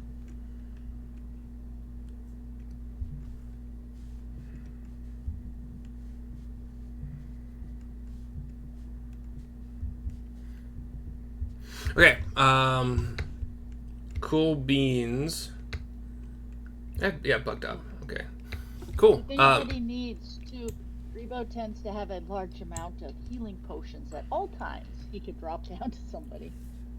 Well, let's not do that, because... Yeah. We can't just create it. That's right, because he's summoned. Yeah, he's summoned. And then... Right. Well, you get a good berry, and you get a good berry. Yeah. Everybody gets a good berry. At level 6, if it comes into play, let's just say that you have the gear to have a +1 to your AC above what like if you just have like leather, you have +1 leather, that kind of shit. You have +1 to your... Grebo wasn't much of an attacker with any kind of weapons, really. So you have a +1 to your spell attack, +1 to your spell DC, and I think that's probably pretty good. And you have your shape-shifting capabilities if you feel like doing that. Yeah. Okay. So, and Grebo, he's not gonna go bombing in there. He's gonna not do that. ever. Does I- is he allowed? Because he had a +1 sling for a very long time. Yeah, fuck it. Whatever. It's a sling. It's like Yeah, 1d4. Because one of his cantrips is like magic stone, so he would touch the stone. Yeah, it's fine. Fine. Get extra. Yeah. Yeah. We got a lot of combat to that do was here. the thing. I just realized that Yeah. the 45-second message that I sent to my fiance was recorded. Nice. Anyway, all right. So first up is orc number 10. It was off screen and being led away in theory by Fluffy and the centaur. Shit, which centaur is that? Number 3. I just picked one at random. So first up that you guys know about is orc number 5. You guys saw him, well, from your hiding positions. Let's say at least some of you had the ability to see what these guys have, and you see it on the screen anyway. Why are you moving tokens around? Because I'm trying to see what their numbers are, because they're all buried and I couldn't see. Yeah, we couldn't even see the numbers. Okay, that's fine. Yeah, there was no numbers. Orc 5 in the trench here that you can see now next to 1 and 7 has a great sword. Had it in both of his hands as he fell. Took some damage when he fell. Let's do some intelligence check to see if like they're stunned enough now to actually make a move on their turn, or that's too low. Sorry. So orc number 5 is just like, what the fuck?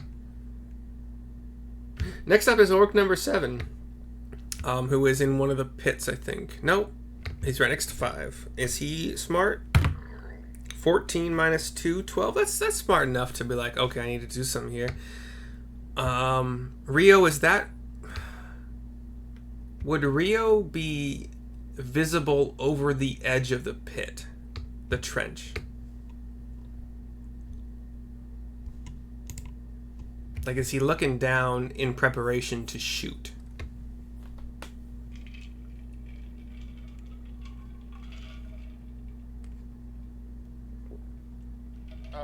I wouldn't pop up Until you're ready to fire. until something fell into the trench. Well, those 3 fell in. Well, then I'd pop up and start shooting. It's not your turn. So what I'm asking is, on his turn, are you already peeking over the edge? No, I would wait for mine. Okay.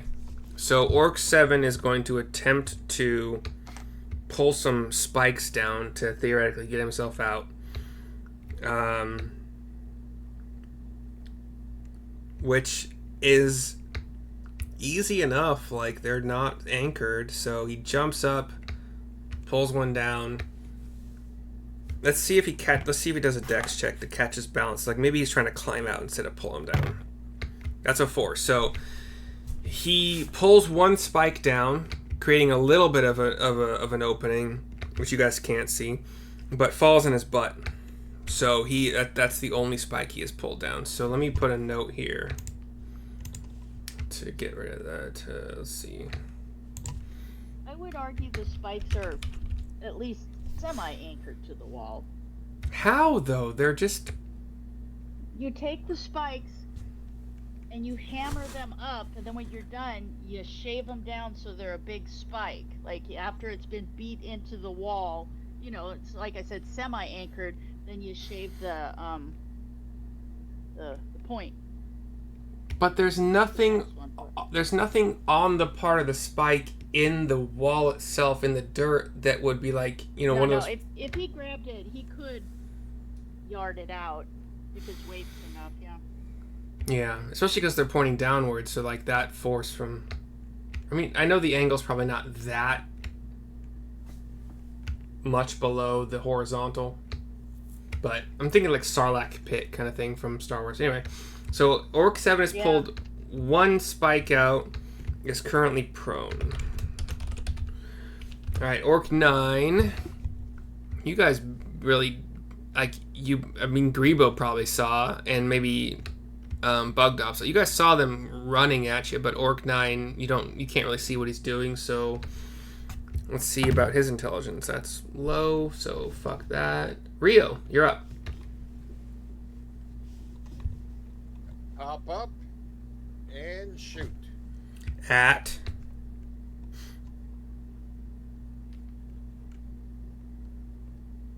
Closest orc. Okay.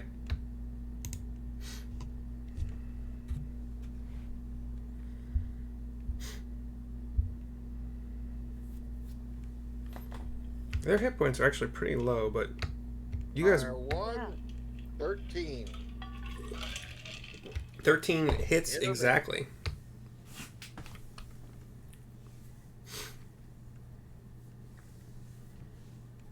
And that's number. And that's damage of 9.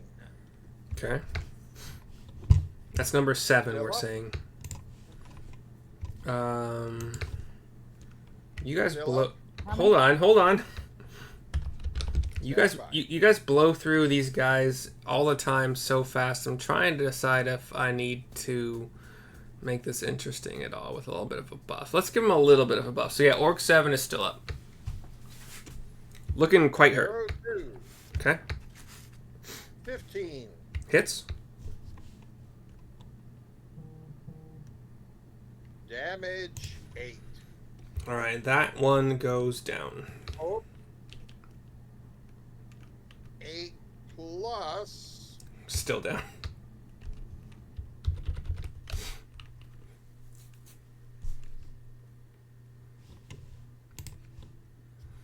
Colossus Slayer, which is a D8. So I need to roll another D8. Why is there an extra... Tum, tum, tum, tum. Why is there an extra D6 on that attack?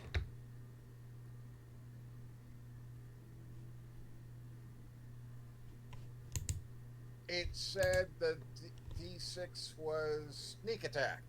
So sneak attack would that apply in the same No. round? None Okay, of... so knock off 1. Yeah, they are not surprised by... I mean, if you... God, if you wanted to roll to have been stealthed before the first attack, but they're all... You would have wiped them Knock out. off 3 from the first attack, and from the first arrow, and 1 from the second arrow. It's fine. He wiped them out anyway. With Colossus for Right. sure. Yeah, that was an 8, so... So 7, I'm going to put him upside down. 7's down. Do you want a bonus action or move at all? Oh yeah, I'm going to move. Okay. Do so. No opportunity attacks. They're far too far away from that for me to do that. Next better. Sarissa, what's up? Sarissa, okay. Sarissa, number 8 is still upright and not in a pit, right? 8 is level. Okay, Sarissa will she'll use her Javelin of Returning and chuck it at dude. Do it. Alright. So 14 plus 23. Whoop. I'm sorry, 23? No, it hits for sure. What? So, and then his damage will be... Well, that just sucks balls. 10. That's good damage for a fucking javelin. Yeah, well, it's because I have plus, I have a high, but I only get to roll 1d6, and it wasn't very good. But yeah, 10 is a very respectable number. Plus 5 from... Okay, so you have the dueling feat, right? I have a... Yeah, I get a second attack. So, but no. For damage, you have dueling. So if you have a one-handed weapon, you're making a melee attack, it does like plus 2 damage, right? Because that doesn't work for ranged attacks. No, it only works when for melee. Yeah, so I don't think you have 20 strength. Wait, it's a plus 1... What's your strength? 20. You have 20 strength? Yeah, it's 19, but with the good berry, it's 20. I have the ogre gauntlets on. Yeah. Okay, then shouldn't it be... Isn't it... It's a plus... Oh, wait. What am I reading? +8. Oh, fuck. Okay, yeah, so I was reading Rio's damage, because it should be +5 from strength. 6 + 8. +1 from... I think that's a +1 javelin of returning, right? Yeah. So +1 to the strength. the +2 from there to make it 8 is from using a melee weapon from your dueling feat. No, this is I'm just doing what D&D Beyond gives Because me. D&D Beyond assumes you're making a melee attack with it. But it says ranged.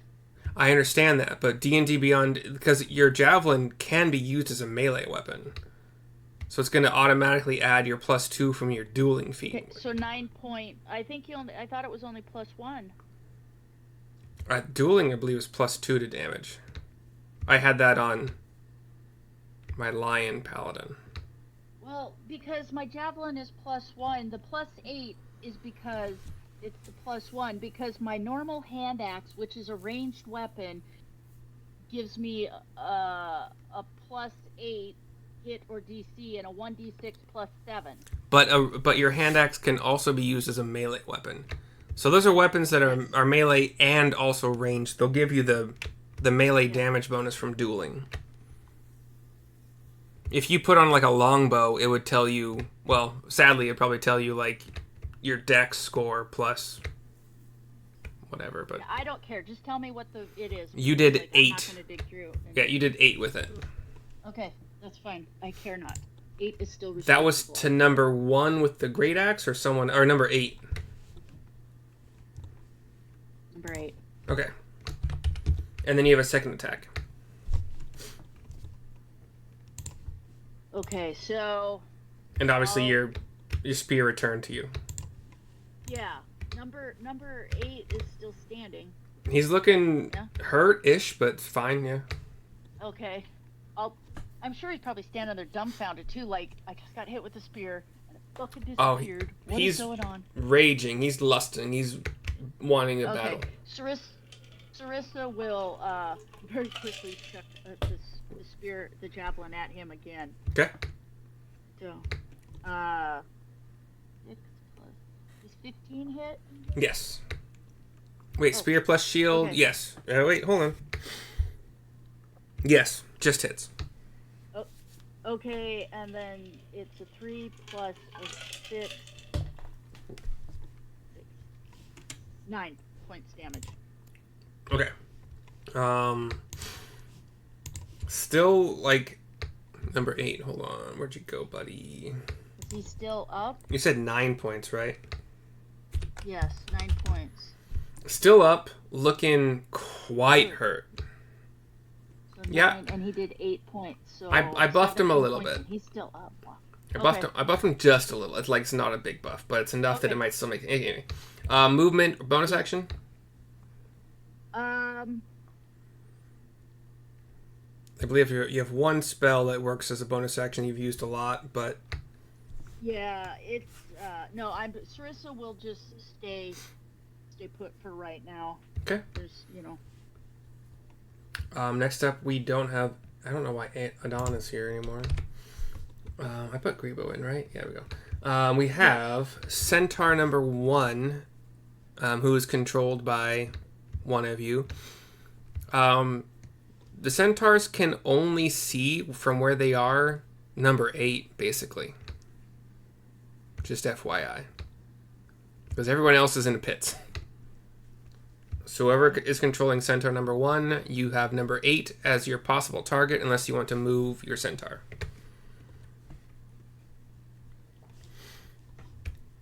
And I don't know if Rio was controlling Centaurs 1, 2, and 4, or just a couple of them.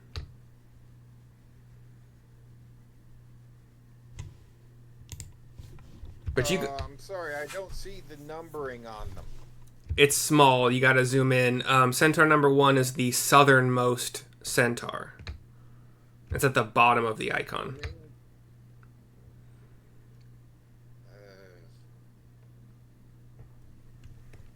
So that's 1, 2, and 4. You can... Yes. Okay.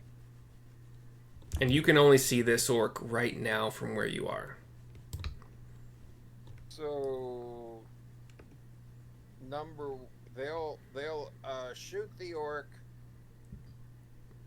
that they can see. That All right. I can see. Gimme. Working on it. Open stats. Multi attack. +4. 1d8 +2 each. Correcto.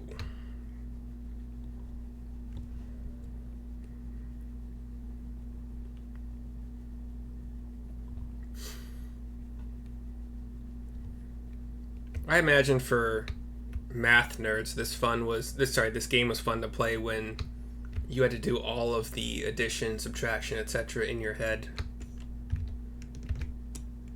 before D&D Beyond did it for you. Okay. Go to my character sheet and roll there. I would also trust you guys for the characters you're controlling that aren't you. If you want to roll physical dice and do the math, that would probably be faster, and I would trust you. So, up to you. Yeah, I'm down. I've been doing that recently. I'm also gonna pee super quick. Hey, number 1 did a 16.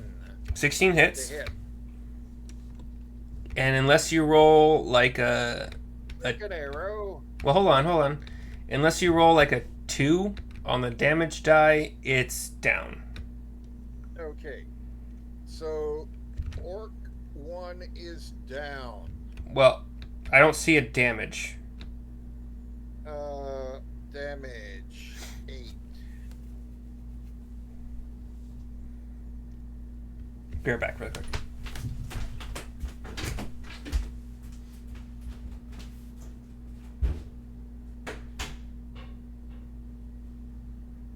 Three plus 2 equals 5.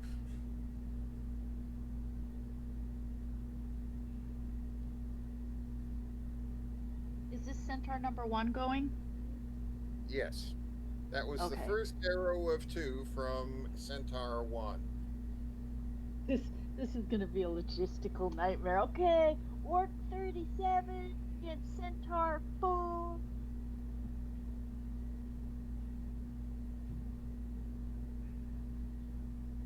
If you teach me how to play D&D 4th edition, I'll play with you guys, Justin. But I have no idea. Like, it's just aren't the mechanics like? Isn't it a lot harder because of the mechanics or something? I wouldn't call it a lot harder. It's just different. Different? It's just, yeah, you just have to learn a different way of thinking. Might work out. It's All right. It's not harder anyway. So with Centaur 1's first arrow, Orc 8 goes down.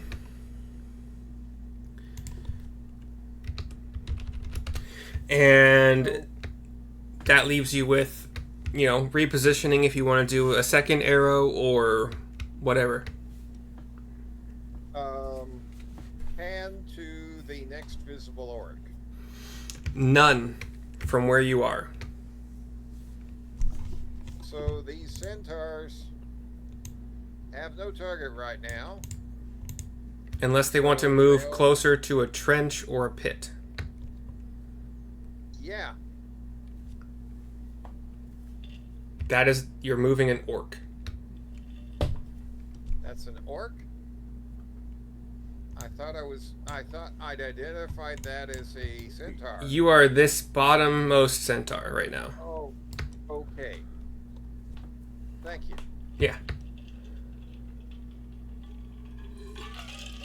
You can see orcs. Well, 7 is dead, so you can see orcs 5 and 1 wearing a great sword and a great axe, respectively. Okay. So the closest orc, Okay. the attack roll was 17. Hits. And now let me roll some d8 plus 2 damage. Yeah.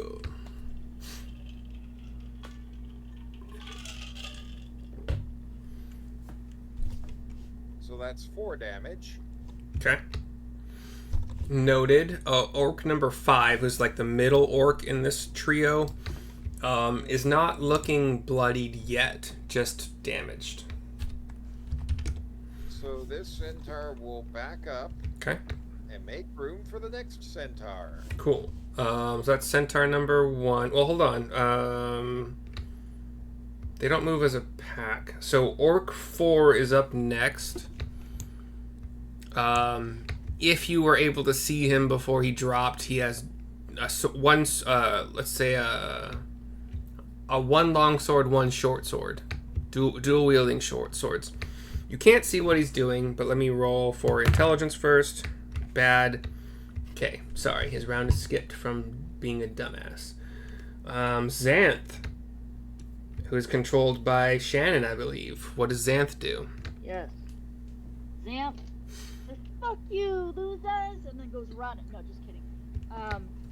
Xanth, he's got his. How far away? No, how far? If he's right here, can he poke number 1 with his pike pole? Yes, but would not be in range for the follow-up with the hooves. Okay. So, but I could also okay, I've just never played a centaur, so Yeah. how about can I have him, can he do a pike and a longbow? According to the stat block, no. And I think it makes sense Okay. why it'd be no. Yeah, because it's kind of can he do 2 Yeah. pokes with the pike, like kink? According to stupidly, according to the stat block, also no. So your most attacks would be 2 longbows. Okay, so he'll pull out his longbow. And okay, so Xanth 1d8 plus, and he's a plus 4 Let's hit. let's Okay, give hold let's on. give Xanth a +1 to everything. So Yeah, because I could see him eating with everybody. And that's a good fucking point. You guys, it seems like he would have strategized with them and would have eaten with us and partook of. I am happy to retroactively say that all of the centaurs could also pick, and Falcon could pick a +1 bonus to whatever stat you guys who are running them think would be best for them. All right. So if you want to do he's strength, gonna use whatever he's based on. strength is better for him, but if you're gonna be Okay. making mostly ranged attacks, Dex would be smarter. So it's up to you. I It's think kinda- he's probably going to be more ranged attacks, so Okay. probably Dex then. So he would have Okay. a +5 to hit with a longbow and do 1d8 Okay. +3. 1d8 plus- Also, technically, would have had one more initiative, but fuck that. Okay, so yeah, exactly. So okay, so he's so to hit it's a +5, so he's a 17, 18, 19, 20, 21, 22. Hits. Which one? Okay, and number 1, Okay. and then 1d8 plus 3. it's a d8 plus 3, so oh, he got an 8. I'm not kidding. Nice. I believe you. An 8 plus 9. Told you, I 10, trust you 11 guys. Points. Yeah, 11 points. Okay. Wait. And then, so Yeah. number 1 has 11 points. Okay. And Number he's 1 gonna- is looking bad. rough, I hope. Okay. He's going to pull out a second one and down into the. Okay. Ooh, that's not very good. 3 plus 5, 8. That actually misses. And what we're going to say here Okay. also is, Rio, with your sword, it doesn't necessarily have to be your arrow that missed. So you have, to note here, 1 arrow you can use to redirect on your next turn. So make sure you take note of that. Wait for it. Against anything within 30 yards of the arrow. That's Thank you. That's a straight line visible, so you have 2 orcs basically right now. Is Xanth moving? Xanth. Let's see, great axe, great sword. He'll well, he won't take an opportunity attack if he steps back, will he? They're not within melee. Okay, well, he'll take a couple steps back just so he can survey, Yeah. I did tell you they all have ranged attacks, so Yeah. you guys either you guys or the scouts would have witnessed them at least having a crossbow. So Yeah. So he'll kind of shimmy back so he doesn't get shot with a crossbow directly Cool. because he's peering over, but he's not going that far. Falcon. Falcon. We're halfway through round 1. This is Falcon. it's insane. 3 multi-melee, 2 multi-range. So he'll take his longbow Okay. and target number 6. Okay, so everything that is not number 8 Oh. is in a trench of some kind. Oh, that's right. Yeah. I see. Then I'll target number 8. Oh, number 8's dead. 8's dead. So I mean, you could I don't have line of sight on anything unless I move. You could sidle up to a trench or whatever. Yeah. So yeah, he'll do that. He'll come up here and jump over the trench at the spot he knows is easiest to do, and come over here and let's see. Can he do his long sword? Probably if he's fighting down into a pit, that'd be like disadvantage. We have longbow. We have said they're all 10 feet deep, so you don't have to reach for your sword. You can bow for sure. Yeah. So he'll take a shot at number 9. Okay. And he got a 9, so that misses. Really, a 9 does in fact miss. Yeah. And now this time he rolled a 14 plus 4 is 18. That hits even with the sword and shield. Yeah. Yeah. Okay, so that's 2d8. Oh, d8s are weird looking. They're the They kind of- funkiest looking one. They're diamond. Yeah, they're like a diamond. Yeah, exactly. Yeah. Yeah. Although, wait, So, can like real life diamonds have 10 sides? They can have like any number of sides, right? Depending how they're cut. Anyway, sorry. so 9 plus 10 points. Okay, number 9. Where are you?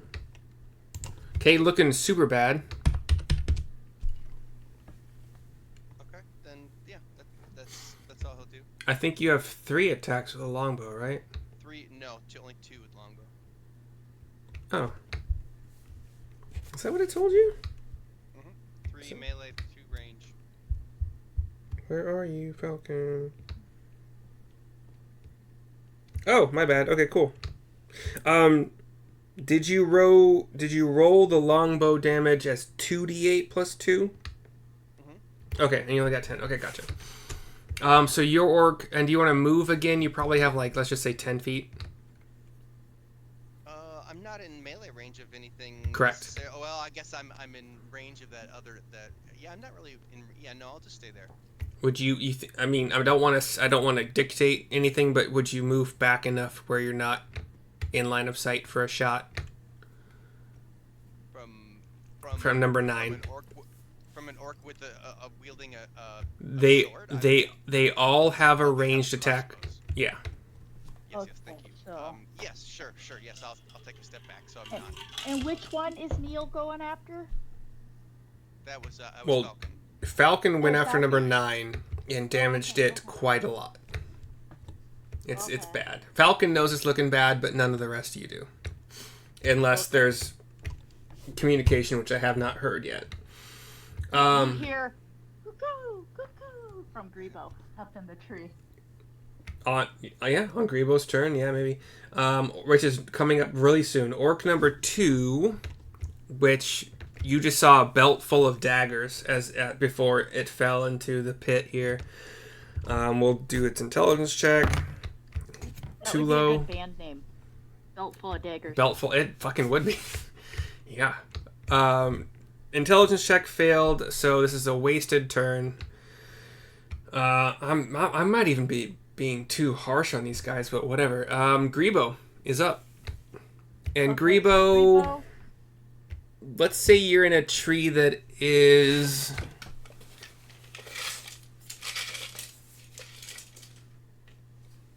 I pictured he'd get a tree that he could at least kind of get behind the trunk, but you know, it was a big one, so he's up looking down. I'm just, I'm thinking about the angle of Grebo looking down into 10-foot deep pits.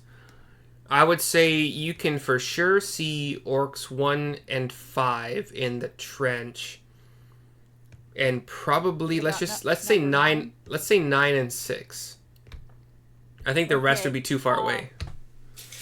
9 is being dealt with by Falcon. Can Grebo do with number 6 cave in? Dead. So what spell are you using for that? The mold earth. Which is you move a 5-foot cube of earth up to 10 feet away?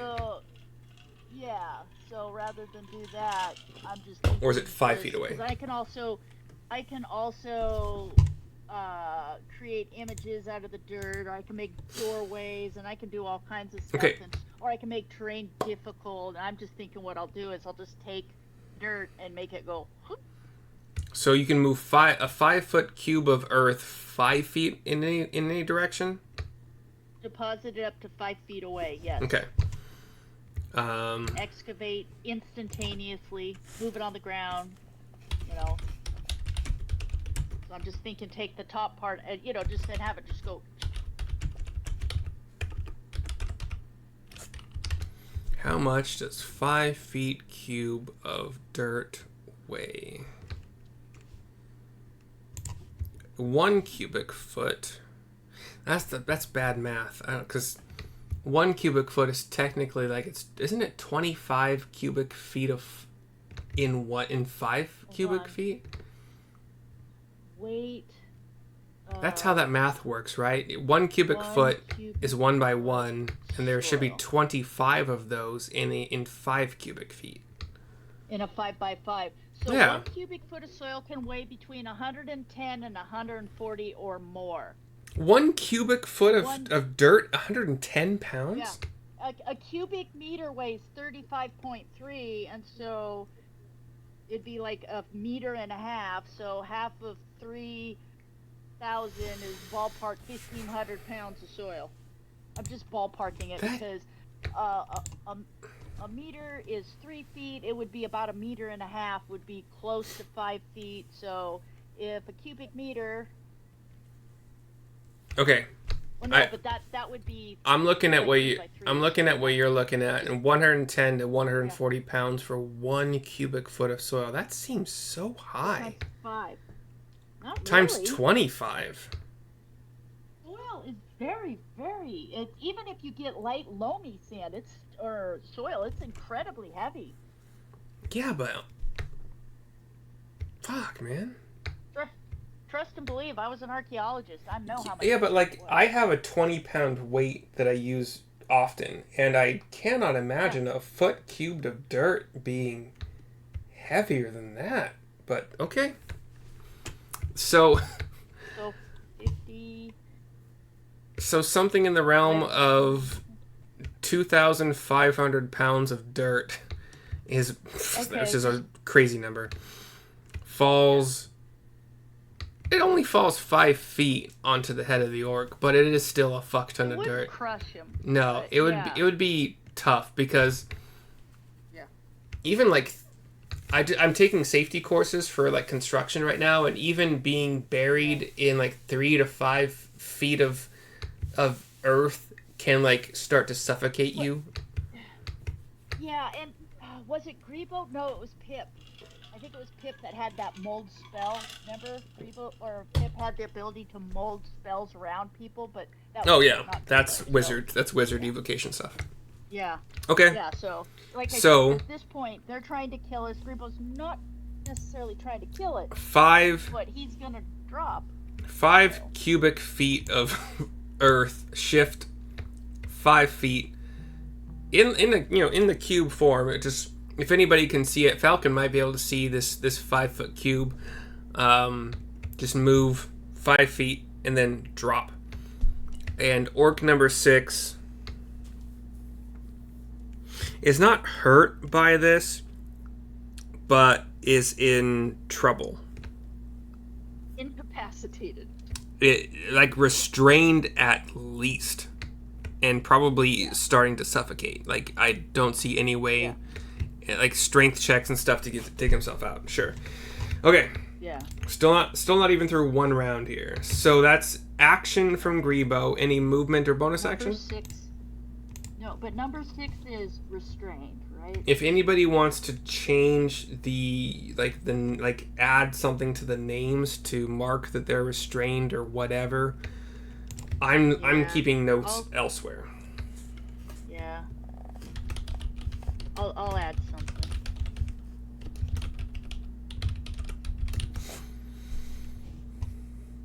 Okay.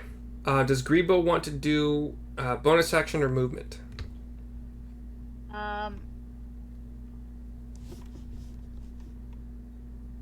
No, Grebo will just shift himself, back behind the trunk of the tree, so. Okay.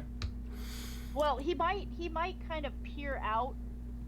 Like, if he leans out and looks down, can he see what's going on with number 3 at all? So He does like a 5-foot shimmy out, and then. If Grebo wants to leave the area behind the trunk where he is not seen, he could extend himself onto a branch enough that where he could see number 3. How far away is the next tree he can position himself in to be useful without getting hurt? If you want to make you're jumping from branch to branch, from like tree to tree, if that's what you intend to do. If you want to do that, I will tell you straight up. Actually, I won't tell you the DC. It's up to you. Grebo has Misty Step. He can just. Grebo has Misty Step?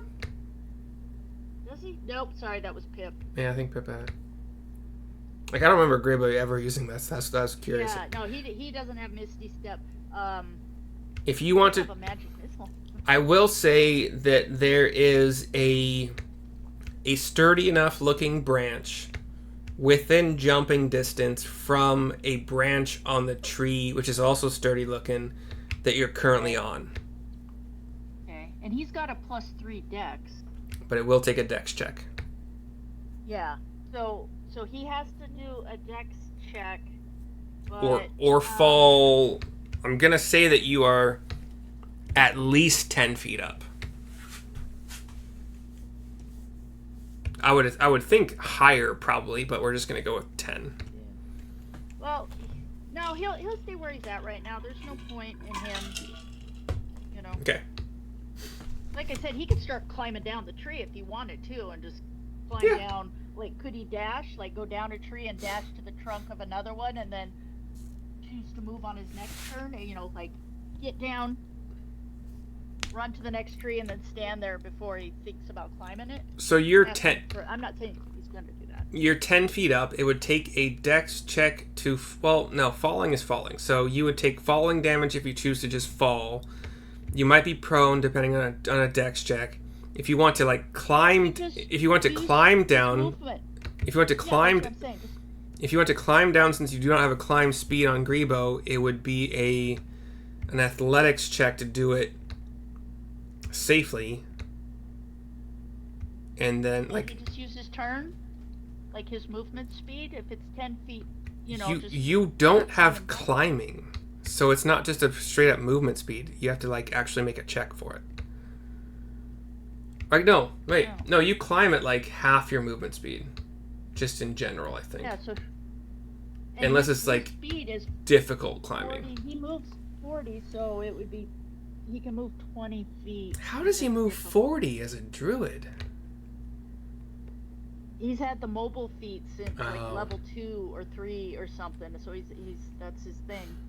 Is he's nimble and he Weird. doesn't ever fight face to face. I was gonna say mobile is like for melee attackers generally, but sure, it would take 20 feet of movement speed to go down the tree, and then you have 20 feet to do with what you will if you want to. Yeah, because for mobile, speed increased by 10 feet, and when you use the dash action, difficult terrain doesn't cost you an extra movement on your turn. This is taking a long time, so decide what you would like to try to do.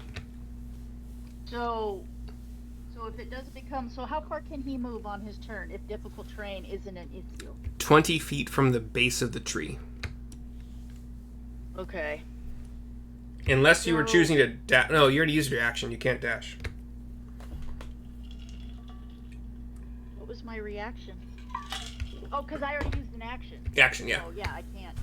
So, no, he'll stay where he's at right now because he can.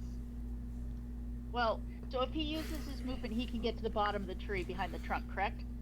Oh, yeah, for sure. Okay. Well, no, but he can't. Yeah, he might as well move. So he'll move down where he's at the base of the tree because he needs Okay. to get up on another tree so he can see everybody else. Okay. Can he see anybody in the trench?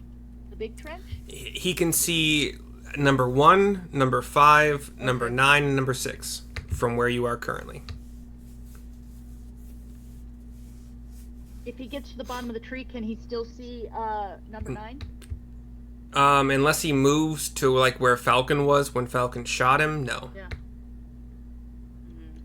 Yeah, he'll stay where he's at then. Up in the tree? Yep. Copy. Okay.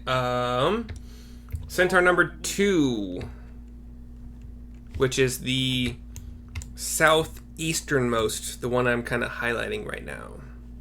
Right. Step right up Okay.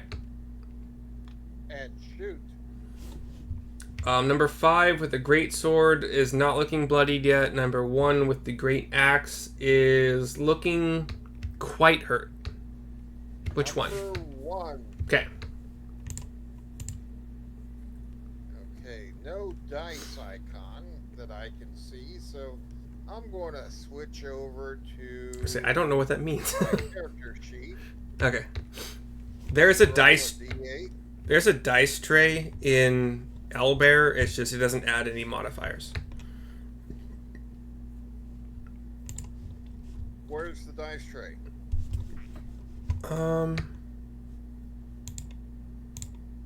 Ah. There's a I- dice tray? There was last time. You have to Oh. enable the extension or something Oh, it's an extension now? on your side. No, it's just like just a thing you turn on and off.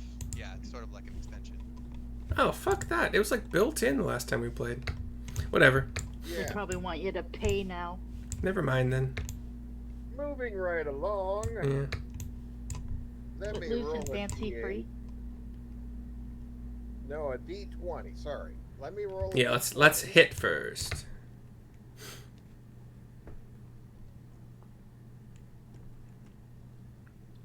So 14 plus. That hits the number 1 with the great axe.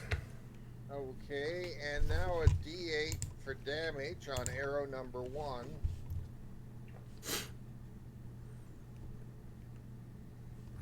Unless you roll a 6 plus, There you go. Number 1 goes down. and then tilt up the trench and shoot the next one. So number 5 with a great sword. No, I'm going to shoot him with an arrow. I'm not going to shoot him with a No, great sword. sorry. Number 5 is carrying a great sword. My bad. Arr. So that's a 9 plus 4, That does hit. and now D8 plus 2 A D8 is 1 plus 2 makes 3 points of ouch. All right, number 5, who is carrying a great sword and some kind of ranged weapon, is looking bloodied. Doesn't it? So, back up out of range. Alrighty. Next up is Orc number 8, who is dead. He was the spear shield guy. Centaur number 4, who is the one right below Neil. Yeah. Gallop up. Draw a bead. Ventilate. Okay.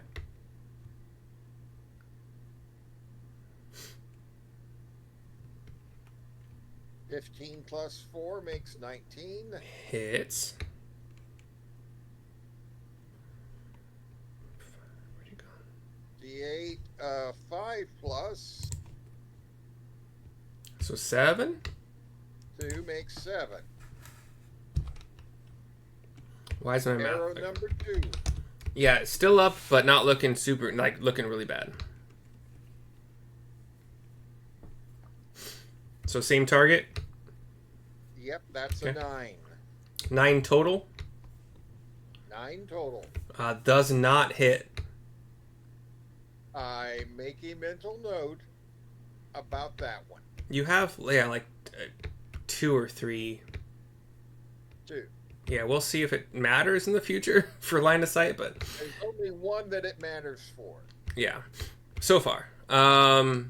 Because you guys camouflaged, as far as I know, the entire length of all of these pits, these trenches. So Yeah. things could theoretically crawl out and then fall into another trench, so we'll find out. Does 4 want to move back, or is he okay where he is? Yeah, he'll trot back. Okay. Let me switch my earbud really quick.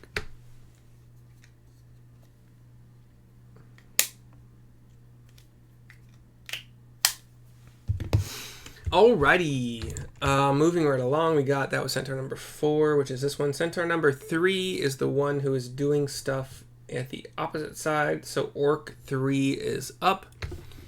He had 2 hand crossbows in, one in each hand before you saw him fall. Intelligence check, not good. What is with these rolls? So his turn is wasted, being like, what is happening? What do I do? That was Orc 3. Bug Dub. Bug dub. So bug dub. Even with his height, he can pretty much only see number 5 right now. And let's say he's strong enough to jump the trench without issue. So does Bug Dub have enough range where he could That's a good thing. He doesn't have reach. But if you wanted to, if he has enough movement speed, which I think we've said he has 40, if he wanted to move to, if this is what you think, if he wants to move into place to be able to get on all fours and try to like stab down with his greatsword, I would say he would have enough reach to do that. But it would make him prone, and he would have to spend half of his movement to get back up. Okay, so he'll like I said, he just wants to kill something. He wants to participate. That's a bugged up thing for sure. Sarissa has whispered to him also, I think they want to kill the kitties. Oh yeah, where are the kitties? Did you leave them with the centaurs? We left them. Didn't we leave them in the camp? We left them somewhere so they'd be safe. Remember? Centaurs or camp? We left them with some centaurs back in camp. Like some Wait. came with us, but it seems like we left them. Oh, there are more centaurs in your guys' camp? I don't remember that. We left him at Falcon's Lodge. Yeah, That's with right, the. Falcons, that's right. Falcons There you Lodge. go. That makes sense. Yeah. Okay, so let's give it a. Oh, this is tough though. Okay, so if you want him to do that, technically when you're prone making a melee attack, I think that it makes sense that this would be at disadvantage. So he the lower one. Okay, so Yeah, he'll trying to walk around, like lay down and stab into trying a to pit. yeah. Yeah. So he's got Plus uh 7, I think, plus because of 8. the. Oh, plus 8? Because of the. But, Well, yeah. it's plus 8 with the great club, right? Because that's the plus 1 weapon he has. Yeah. Do you want to try to bonk instead with the great club or stab with the great Yeah, sword? because his great club, like I said, he's got big spikes sticking out of it. Like, That is news you know to what I me, mean? but fine, sure. That's how I picture it. It's You're just s- like a big club that has big spikes It's sticking out it's of fine. You're still trying to like poke down Yeah. and bonk either way, so. it. Yeah. Oh, look, even the picture online has like a big stick with like, I don't know that would be a club. Wouldn't that be kind of more like a mace or something? But, I think yeah. once you So add he's just, pokey things, it's no longer technically a club. yeah. So he's gonna bonk something. He'll just. As Sarissa whispered at him when he's crawling by, like, I think they want to hurt the kitties. So he's extra pissed. Of course. Okay, so the D.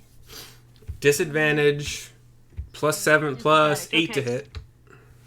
Okay, so this one's 9 plus 8, so 17, and then but he has to do it again.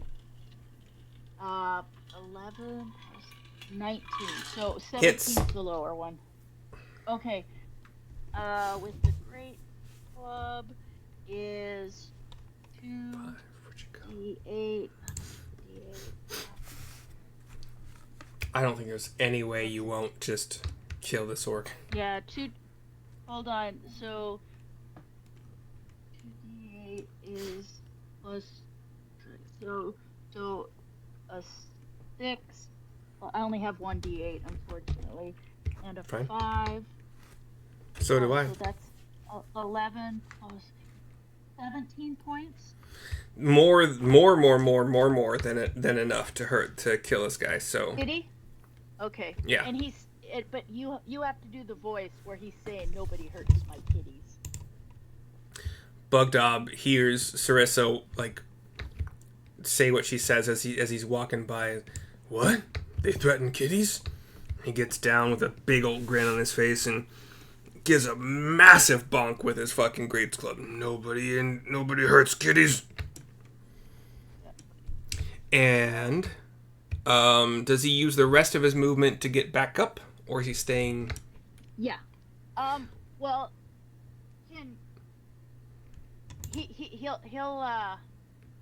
he'll use it to stand back up. Okay. I think. Just saying, as a Or maybe- player, as a D&D player, mechanically, you know that something that is prone anything attacking it with range gets disadvantage. Yeah. But so he would. I could see. So, well. but Bugdob might not understand that. You know. Yeah, so. that's true. I can't see Bugdob.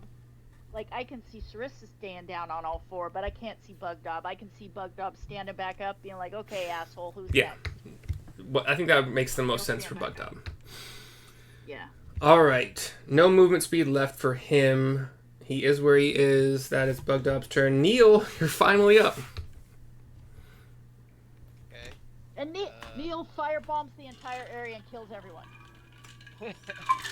No, I'm Ooh, going to. flies off. Let me get my ruler out. I mean, yeah, I was gonna say Fireball might be able to hit a lot of those guys. Could be the most damage in one turn that Neil ever does.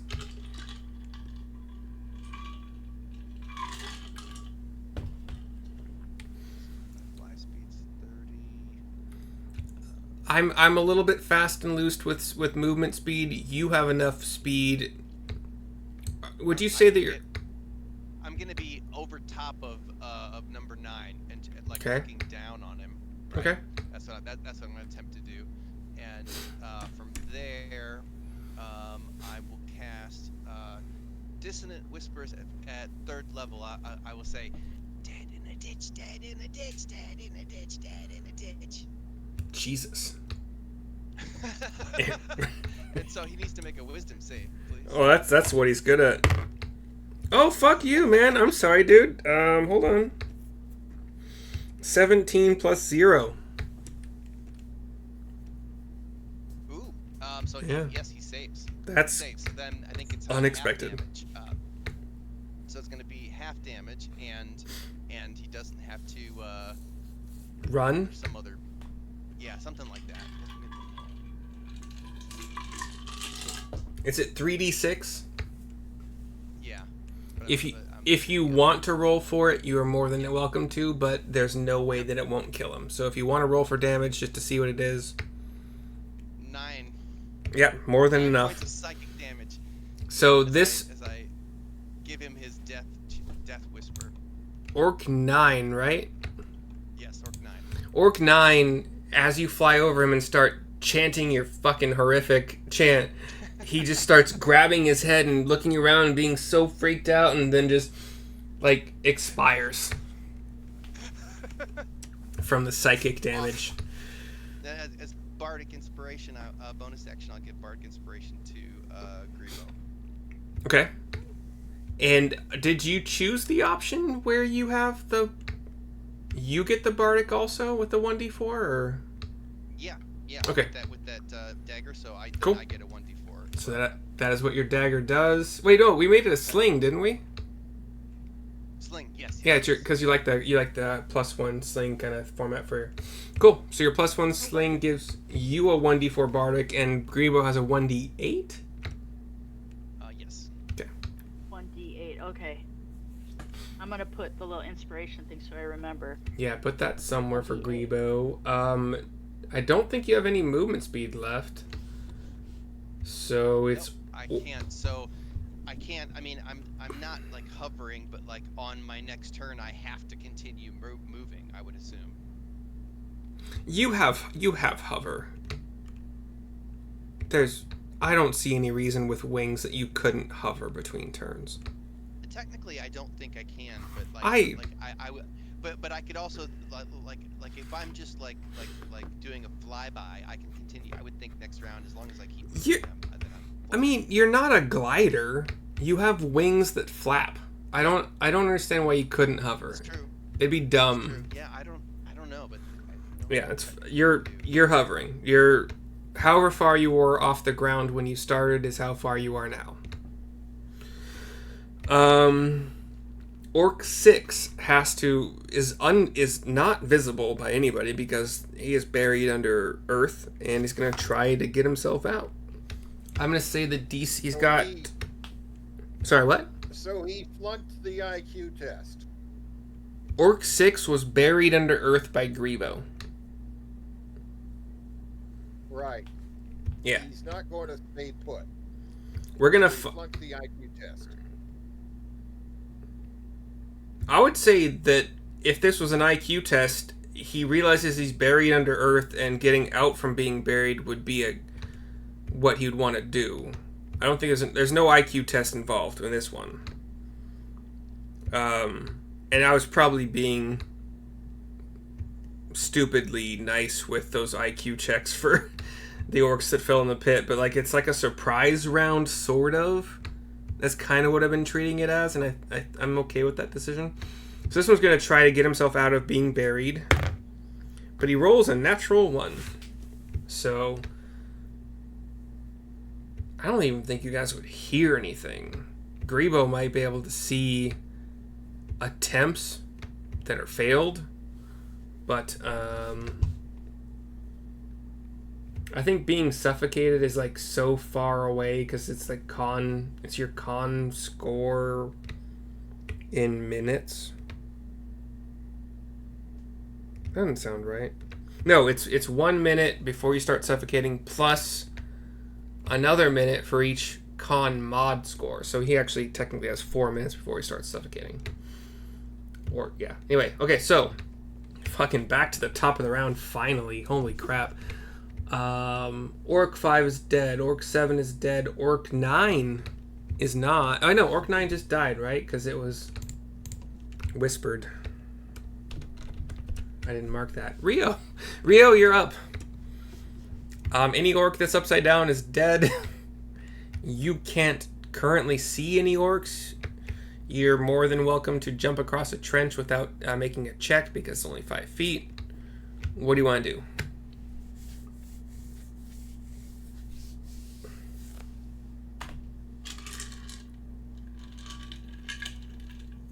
all the orcs in the trench are DED, right? Yarp. Are there any outside the trench that I see? Nope. They all fell into Okay. pits. Single occupant pits. So I'll stick my rapier through the camouflage and stir vigorously. Where are you when you are doing that? Move up to the middle of the trench. So when you move... Middle of the, not there, Oh, because all of them is dead. okay. I'll move up there. Next to Sarissa. Okay, so when you look down into this trench, you see that from like this area through the other end of whatever this other orc, this area, you see it's caved in. You can see clearly into the trench. You can see clearly there are 3 dead orcs. I would say that your intelligence and stuff is more than enough to know that if there's undisturbed trench cover, there's probably nothing inside of it. So do you still think that you would poke into the trench that is undisturbed and stir around? Okay. Okay. I don't know what to do with that, so I'll just say that you do it. And is there anything else you would like to do? If I don't find an orc to stab, There's nothing. then I'll just keep moving up the trench and making sure. Okay. Rio, if I don't find an orc to stab. Yeah. Sarissa. 10. There's no rolls, man. There's... Stir up trench. No, 10. Move up the trench. 20. Stir with sword. 30. If no orc found, go to 10. What's your move speed? Like 40? 35. Okay. I would say, given your actions, where your token is currently, that's about where you would end up. We'll say that you poked a few times, found nothing, aside from possibly that, the spikes that are in there. But you are standing up at the end of your turn, really. Unless you have a bonus action you want to use. Nope. Okay. Then Sarissa, you're up.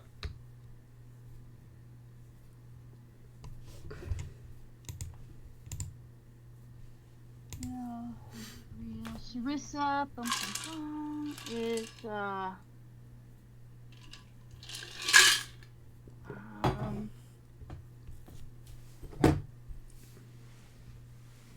and Sarissa, can she jump the trench or does she gotta go around? She is strong enough to jump it. She can jump it, okay, so Even with plate or whatever you have. yeah, she'll jump. Oops, hold on. So it's 9. That guy 10. She'll go over to. Actually, she'll go to. Yeah, let me She'll go to. let me rotate this dead orc really quick. Sorry, Yeah, because I'm like, is he dead? Is he alive? you dead. Okay, hold on. Psychic death. I got it. That has to suck, man. I imagine this So like Sarissa's a major headache paired with major fear, and then yeah.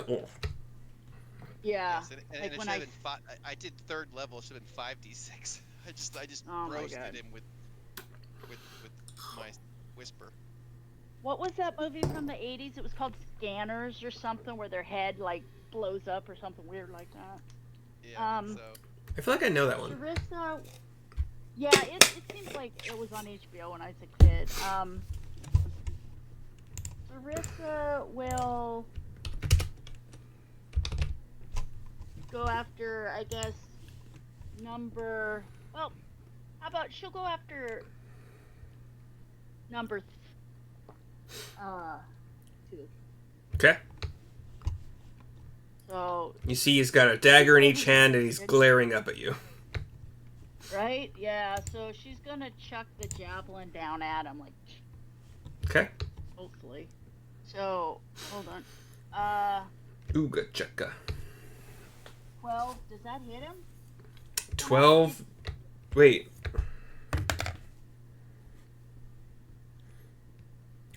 So you have your d20 plus 5 plus proficiency of 3. So what was your d20 roll? It was only a 3. Oh, So 3. it came out to 12. It was pretty bad. Plus, so it's. Can I use my bardic inspo? Hold on a second. 3 plus strength of 5 plus 1 for the weapon, so 6 plus 3. Oh, so it is 9. Okay. Do you want to use your bardic? Yeah, because I don't think that'll hit. Can I use the Up bardic? to you. Yeah, you're welcome to if you want to. Hit him? Yeah. Well, I guess I have a second. Oh, he's not been hurt at all, has he? Just fall damage. Which, actually, you see that he's a bit bloody. Oh, okay. So, He felt bad. So, I'm just going to use my bardic inspiration, just to... Okay. Better safe than sorry. Well, do I want to waste it? Up to you. You can decide to use it after you know what the roll is. No, wait, bardic is not you decide to use it before you know if you hit or didn't hit. It doesn't matter. It was given to Grebo, not Sarissa. That's So, right. Oh, yeah. Sarissa will take a second stab at Okay. Ogre in a hole, or Orc in a hole. 12 plus, so 21, does that hit? 21 totally does. Yeah, it hits, yeah. Yeah, okay. And 1d6 Got a little plus... fucking fruit Oh, fly. he only got 1, so... What? 9? What just happened? Not very good. Oh, wait, but minus 2, 9, 8, 7. Oh, yeah, for the damage. Okay. Let's see. That's at number 2. Number 2 is looking pretty bad. No, number...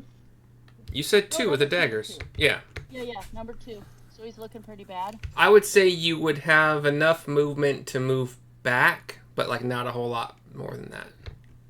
But it's up to you what you want to do. Okay. Yeah, I'll just move back so I don't get, like, shish kebabbed with something. Like, boom, just, back over the edge and he... Bonus action. Sarissa's bonus action will be... Bone ass action. No. Nah. Okay. At this point, no. Sarissa's... No so bone weird assing. not being, like, spell... It's so weird just not being... spell-oriented. I've always played things that are lots of spells. And Yes, it's you like have. kinda weird not. Yeah. I'm like, My first character was a barbarian, so... Right? Yeah. Used to just fighting. Just Okay, run yeah, in. no, this is good. Alright, Centaur number 1. Bart. Looks around. He can see nothing aside from allies right now. Right. I mean, one dead orc and then a bunch of allies.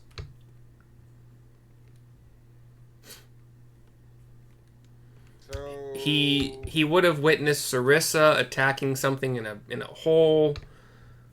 He would technically have witnessed Neil attacking something in a hole. I don't know if anything that's not near these holes has received any message vocally from anybody regarding their deaths. So, a lot of unknowns here. But 50 feet of movement speed, so. So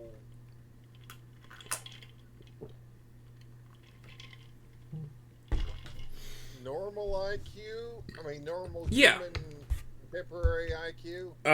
Intelligence of 9. So a tiny bit below your average human, but still not an idiot. So he'll sit tight. He'll sit tight. Okay. The third one will display some initiative and go look. I mean, I understand what you're doing. You're welcome to roll a d20 and subtract 1. Like I'm doing for the orcs, you know, they're -2 intelligence to see if they would make a smart move or a dumb move. But it's up to you how you want to run them. I totally get what you're doing, and I love it. But it's up to you if you want to roll for So number 1 sits tight. it. Bad roll. 5. Yeah, I get you. It's not number 2's turn yet, so number 1 is just sitting tight.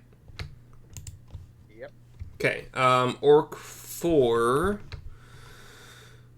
Where the fuck? Oh yeah, untouched so far. Oh, he rolled bad. Okay, so I'm not going to roll for intelligence this turn because they had their chance for their quick intelligence check. Now they know they got to get out. Did I roll for the... Yeah, let's try...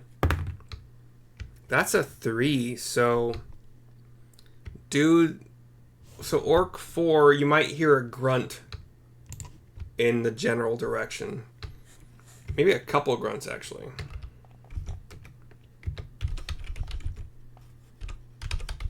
And then it is Xanth's turn. Go, Xanth! Come on, Xanth!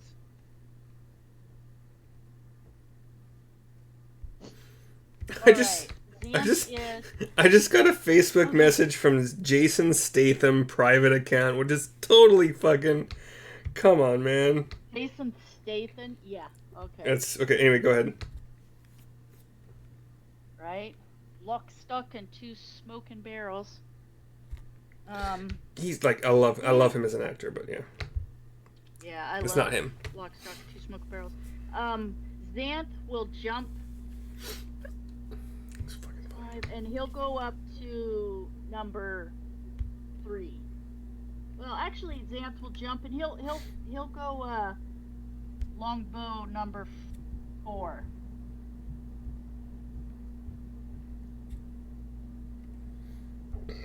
Okay. So, all right, Xanth. He's got his pipe.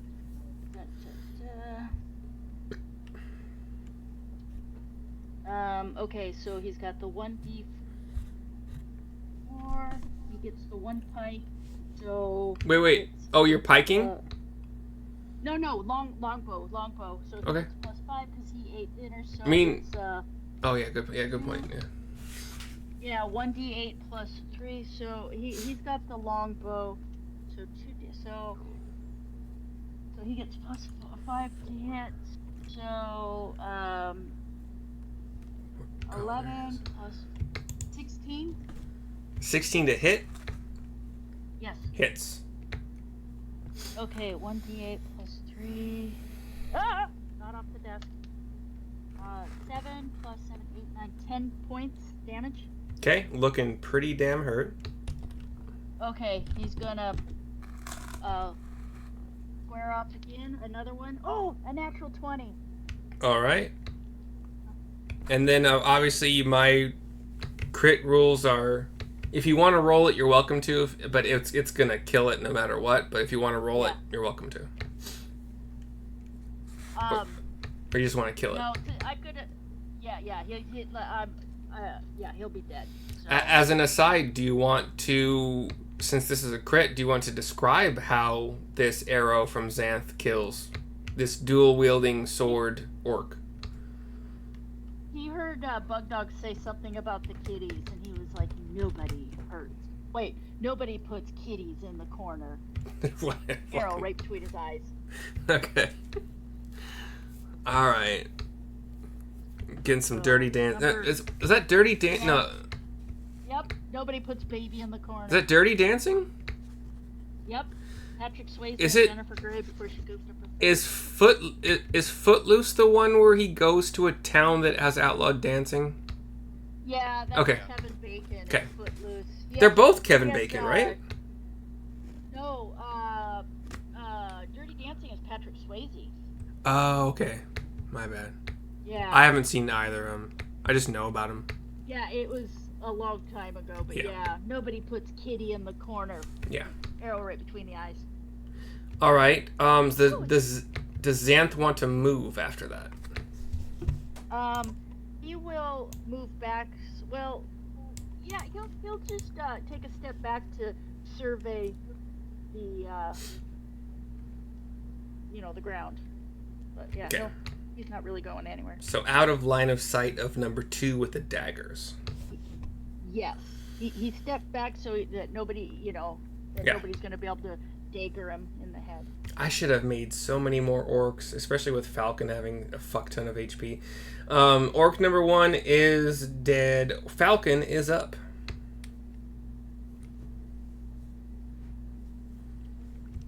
I don't recall who is running Falcon. I think it's Justin? Yep, it's me. Sorry. Yeah, you're fine.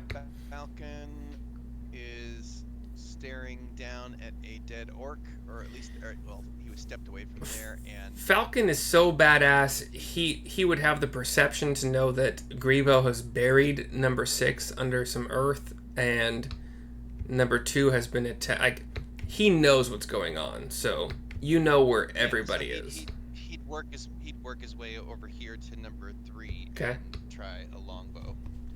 Is he one of those hunters that can lick the ground and tell you the last 15 animals that traversed and what time the sun's gonna go down? And I mean, I rolled a 17 plus 4 is 21. I don't think licking the earth would tell anybody what time the sun is going down, but he's got really good. He's got +5 survival. I'm sorry. Your attack roll was what? Was 21. Yeah, it definitely hits. Yep, okay, so that's 2d8. I rolled an 8 and a 2, which is 10 plus... That's on 2, the so 12. number 3, right? Yes. Okay, where are you, number 3? 12 damage. Okay, he is looking quite bad. Okay, I rolled a 14 plus 4 Hits. is 18. That arrow will do 12 points of damage. Again, this orc is also dead. And I guess there's even... he doesn't need to move. He's good. All right. It's almost Nice like one, Falcon! it's almost like this combat is fucking pointless because of how well you guys laid out traps, and I don't think any of you have even been attacked yet because of that. But I haven't taken any damage, no. I mean, no one's taken damage for sure, but I don't think I've even rolled a single attack roll or whatever. It's fine. It's fine. Orc number 2 is up. I think he failed his intelligence check last time, so that's the reason why I don't have something written here. The intelligence check is not like a thing anymore. God, another fucking 2. So he pulls out 1 spike and then falls prone. I don't think I've been... I guess technically ranged attacks on number 4 would have been at disadvantage because they fell prone. I just was not paying attention. That's my bad. Anyway, I have to pee super quick, but the next up will be Grebo. Grebo cannot see anybody aside from allies. You have the buried number 6 orc. So decide what Grebo's going to do while I pee. okay, I'll probably just climb down.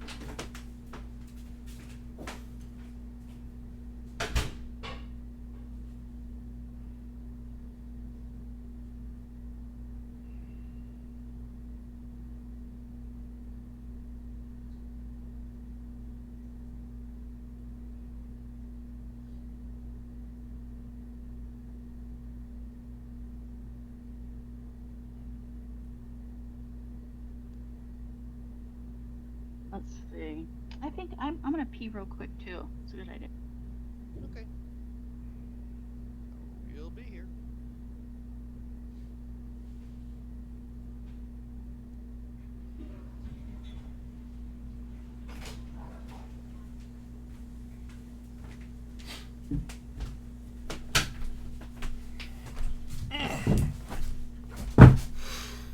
Okay, since I didn't hear anything special from Grebo, I'm going to assume that he does indeed climb down the tree. And Yes, he's just gonna climb down the tree okay. and get to the bottom. And like I said, you know Grebo, he'll kind of survey and see if he's not. Okay. So Centaur number 2 is up next.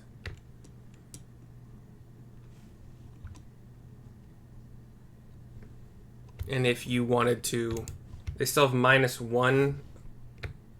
Did Rio go to the bathroom? Is that why his camera's like a weird black, or like it's covered?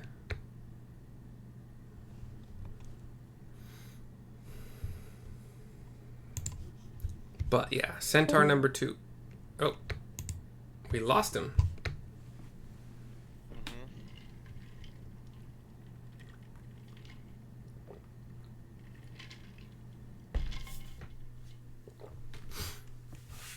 He does have 3 centaurs to control, so if anybody else wants to run, if you want to run one, do you think that the centaurs would be smart enough just baseline to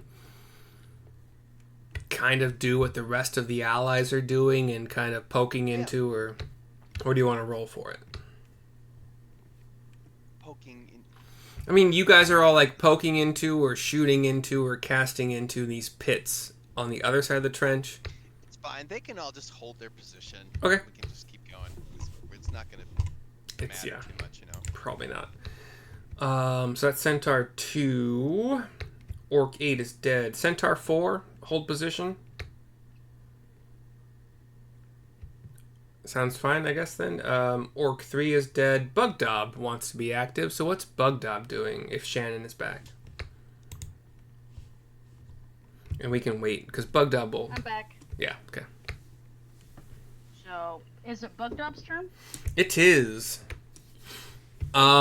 Even with the massive armor that you guys have had him wear and his big old weapons, I'm going to still say he can jump 5 feet, given how strong he is. Yeah. Any more than that will definitely be a strength check, just in the future. He'll pop over and go over, and number 2's the only one that's left alive. I need to make a better token for him, because he covers up fucking everybody. Right. But he is I'll big. move him this side just to be safe, but yeah.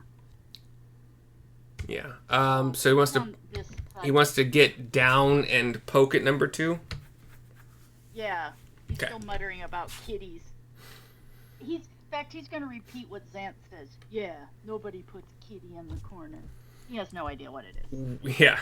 He's up on pop culture. With having to move through either your or Xanth's space and over the pits, if he wants to make this attack, he will not have enough movement speed to get back up, if it matters, on this turn.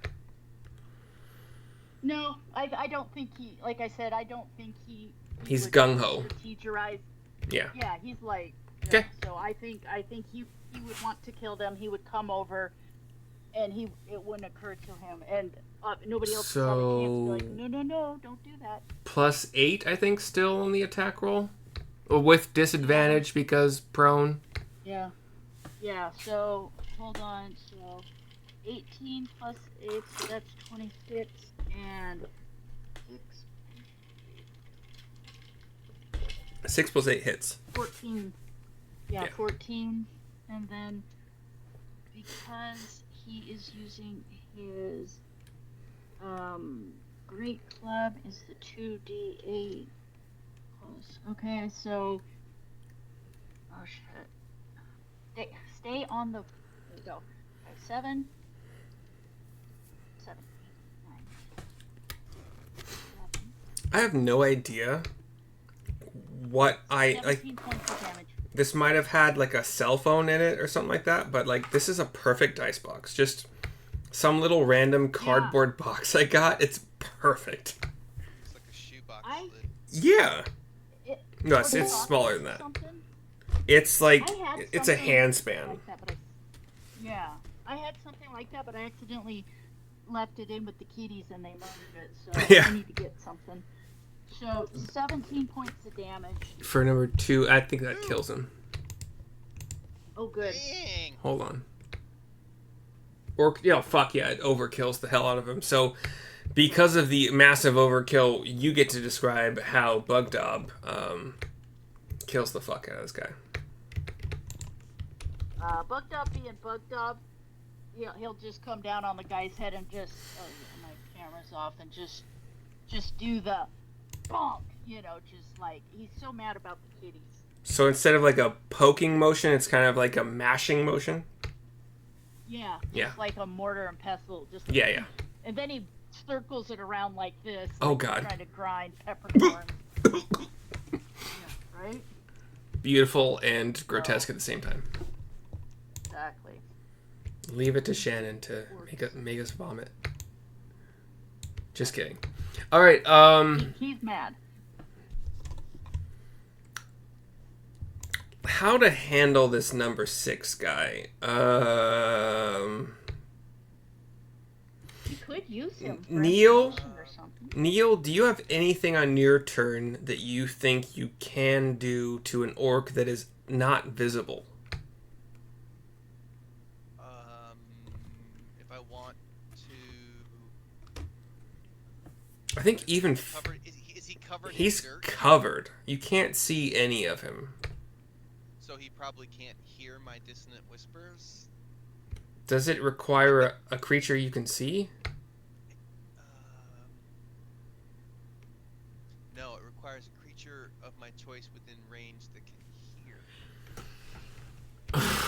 I would probably actually honestly say that the amount of dirt is he can still that's so like he can probably hear like 1/8 of the normal sound, like something like that. I'm making up numbers off the top of my fucking head right now because he can hear I you. think it wouldn't work really very well. Yeah. If we wanted, just when Grebo moves dirt, he doesn't necessarily have to move all that dirt. But on Grebo's turn, like when he was still up in the tree before he moved, he could have removed just enough soil so dude's, head is sticking up above. So he's not gonna die, but he's still, you know what I mean? So here's the deal. I wanted to say when you got back from using the restroom, if you could think of a thing that Grebo might have done instead of just moving to the floor, then I would allow it posthumously. And that's not the right word.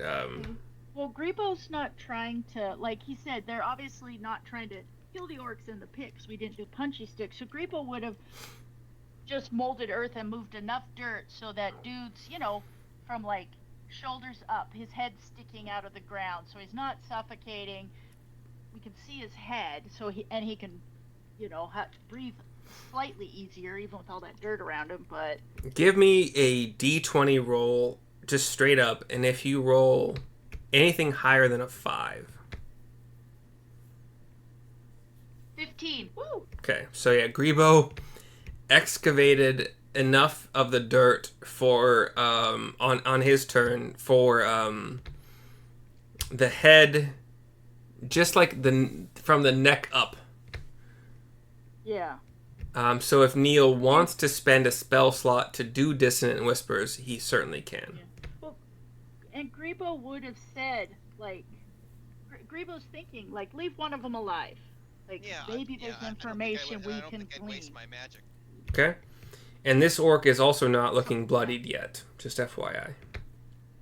Yeah. So you have we're going to be out of combat now. You have an orc that you can only see the neck up. Every turn, every 6 seconds, we're going to say he gets a chance to try to dig himself out more. What do you guys want to do? And also, for posterity's sake, please. Okay, Perfect. But for posterity's sake, please put your tokens where you think they would be whilst this is happening.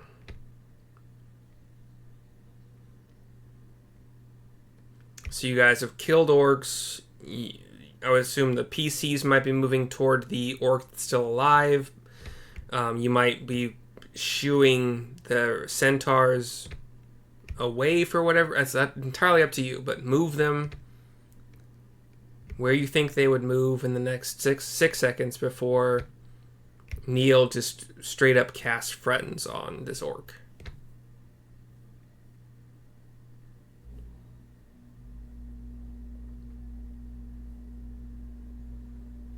So the centaurs are running a little bit. Move around the trench.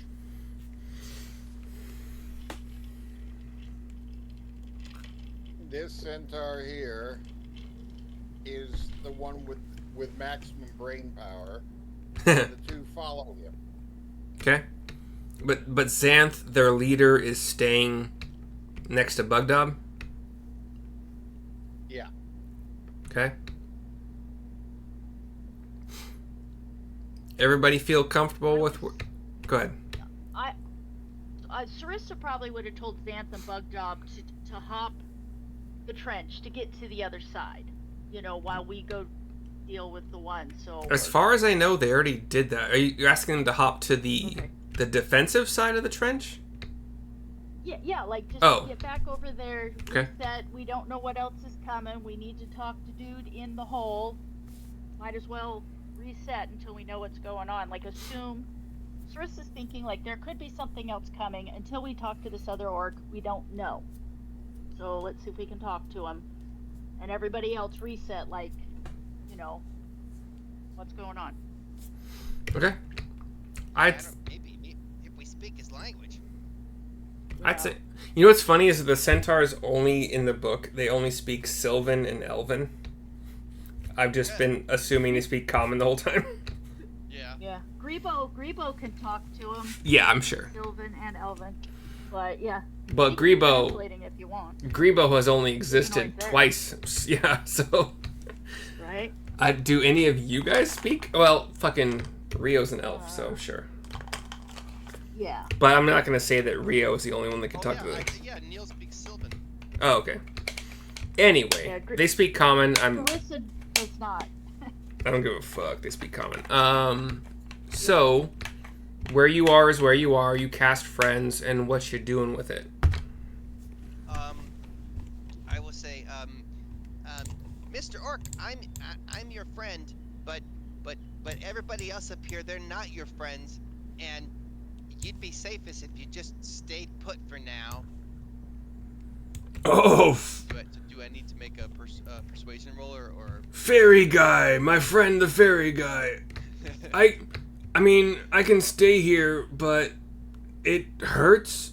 I don't like it at all. I can't move much. Can I please get... Hold on, let me... But no, I think you're safest there. If you climb out, you might die. So you're safe. You're safe there for now. And if you just stay there, and I just want to talk to you for a minute. Okay, hold on. For the duration, you have advantage on all charisma checks directed at one creature of your choice that isn't hostile toward you. You're right. I don't think that's gonna do anything. It's a cantrip, right? Absolutely right. It will not. You're right. It's a cantrip. It's not strong enough. Okay, scratch that. That will not work. I do not have a charm person, so that will not work. Fuck you, fairy guy. Get me out of here. Hey. Yeah, I don't know. Yeah, keep trying. If you don't, I'm going to kill each and every one of you. Ooh, I'm scared. You should be.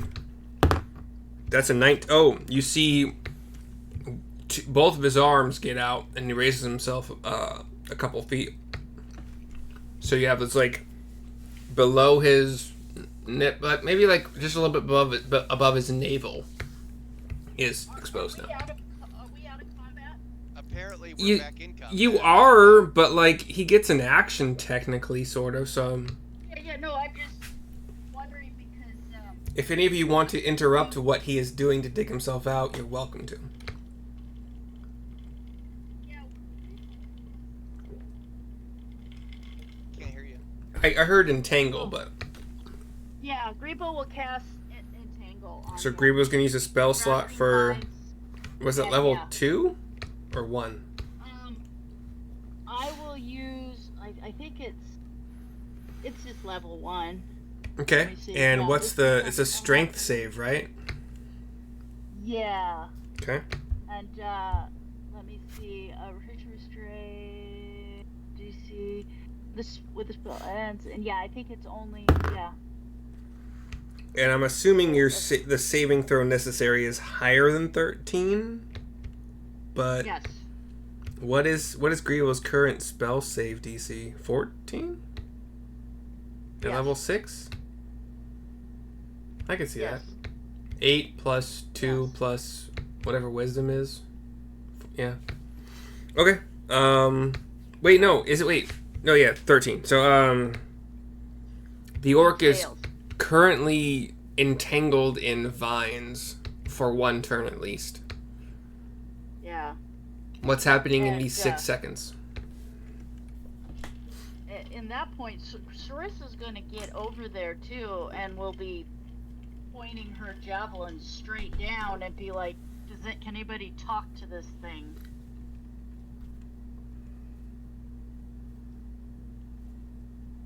Yeah, like a second left before he tries to free himself. What you guys doing?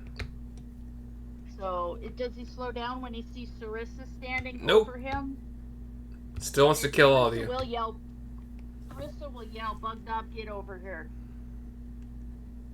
Okay, so in the 6 So seconds, he can yeah, start Bugdob heading can that way, jump yeah. and blah blah, and Bugdob is next to. We'll play Theater of the Mind. So, well, yeah, just put Bugdob in a spot where he's not covering everybody else.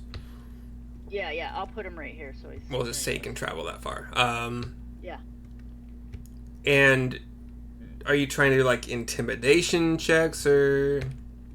Yes. These orcs fight to the Sarissa death in and- general, so it's a high Okay, DC. Sarissa is going to use her and also, let's see. I didn't take a picture of Bugdob stats. Let's see. What does the Bane is not something I would want to use, right, Sarissa? That is not something. If you want to reduce their attack rolls and saving throws,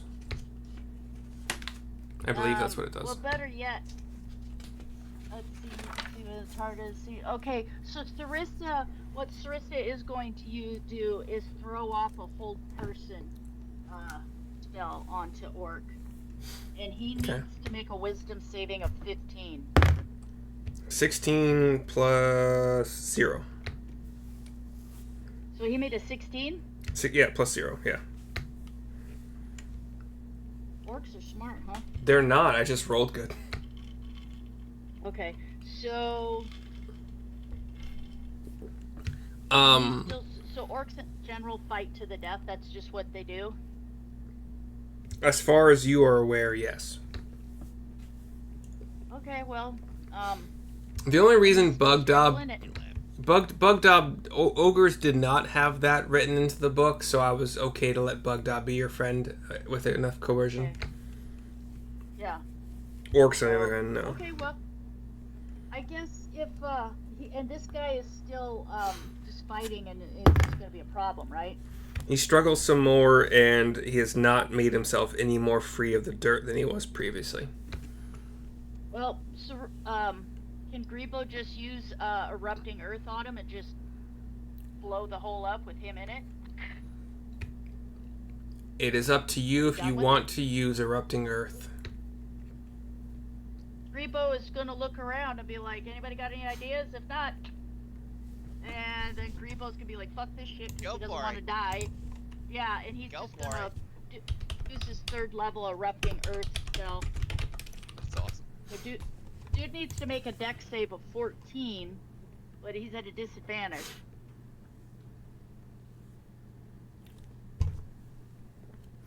Alright, so In true, I think this fits Grebo pretty well, and also some of your other Right. characters. Falcon, Neil, Bugdob, Rio, Grebo, Sarissa. I need dex saves from all of you. Choose a point you can see on the ground within range. A fountain of churned earth and stone erupts in a 20-foot cube centered on that point. Each creature in that area must make a dex saving throw. A creature... That's pretty much Grebo. Yep, a creature takes 3d12 bludgeoning damage on a failed save. Hold on, let me roll for...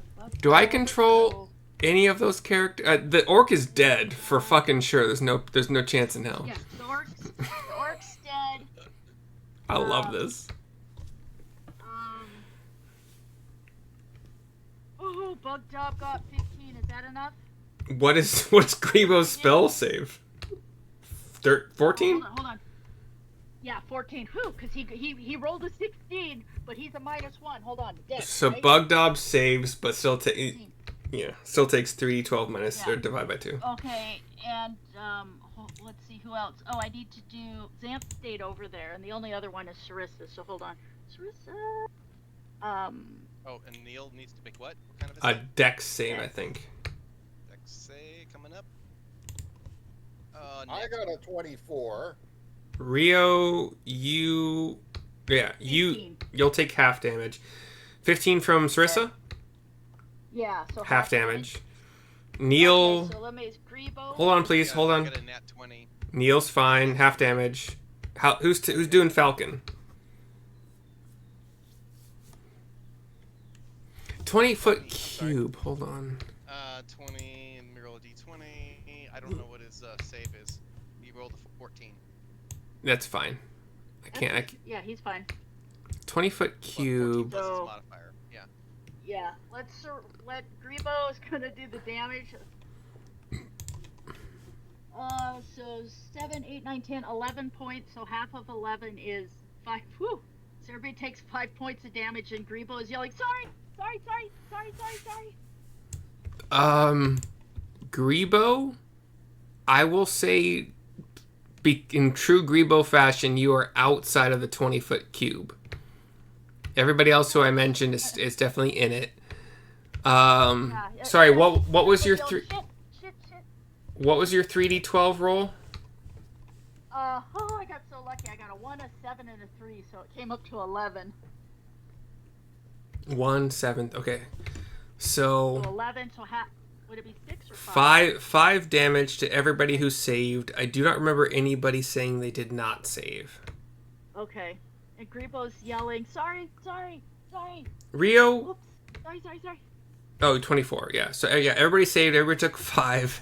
So make sure that you notate that on the characters of Falcon Bugdob. and Bugdob, who are being controlled by you guys. Got it. I am not documenting NPC damage controlled by you guys, so just make sure. Yep. Um, Grebo is apologizing profusely. "I'm so sorry. I got really excited. I just don't ever get to use this spell. I love dirt," and he just goes on this entire diatribe about dirt and sandy loam and loamy soil and da-da-da-da-da. And then he starts offering to make everybody either homemade mittens, caps, or scarves. He's really sorry about that. And 1 free session of creative accounting, if you so choose. And he'll be digging in his cloaker and find his cards to do so that, and to make note of it, because he's really sorry about that. And I think that was all completely in character for Grebo. so the rest of you in character finally get to respond to Grebo's blunder. Do you guys have any responses before we end this session? Sarissa will mutter, "Fucking Ow. elves." Grebo, you got some splaining to do. Yeah. Oh. Grebo immediately starts rambling to Rio in Elvish. and he's sliding between Elvish and yeah, he's just in Elvish trying to explain himself really quickly, like on exactly how that wasn't exactly what was supposed to happen, but it's been so long since he used the spell. For some reason, he thought it was yeah, he just forgot about the scope of this, and then he's gonna say something like, should we check and see if that orc is dead? Because now he's just trying to play it down like, well, it wasn't that bad, was it? You would have to dig because of erupting earth down far enough, but the guy is atomized. Probably. Atomized, no, but you could definitely think that it's dead. So yeah. Rebo's definitely making a little note that he owes everybody homemade scarves or cloaks or hats or whatever they want. He's very sorry. Does erupting earth make a lot of sound? Do I even have that anymore? Yeah. And would it matter if it does? Because the book doesn't necessarily say anything about... Okay, wait, it's after 7. I don't necessarily think that... anything else is going to happen in this session. Don't take any long rests or anything like that to maintain your character's current hit points and spell slots and shit. That was like 2 rounds max. That was like 2 rounds max, I'm pretty sure. So Grebo still would exist for another 9.5 minutes at least. So we'll keep that in mind. And he'll be apologizing in Elvish the entire time, looking straight at Rio. And Neil trying to explain in Elvish like exactly why this sounds wasn't exactly his fault. Grebo-y. Cool.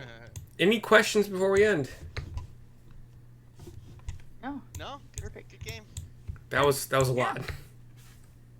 I tried to make the enemy turns as quick as possible, so hope I did okay. It was fun. Thank you. They couldn't do anything, but anyway, I'll see you guys next week. Enjoyed it.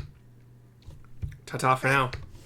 Sounds good. It was fun. Thank you. Later, guys. Bye-bye.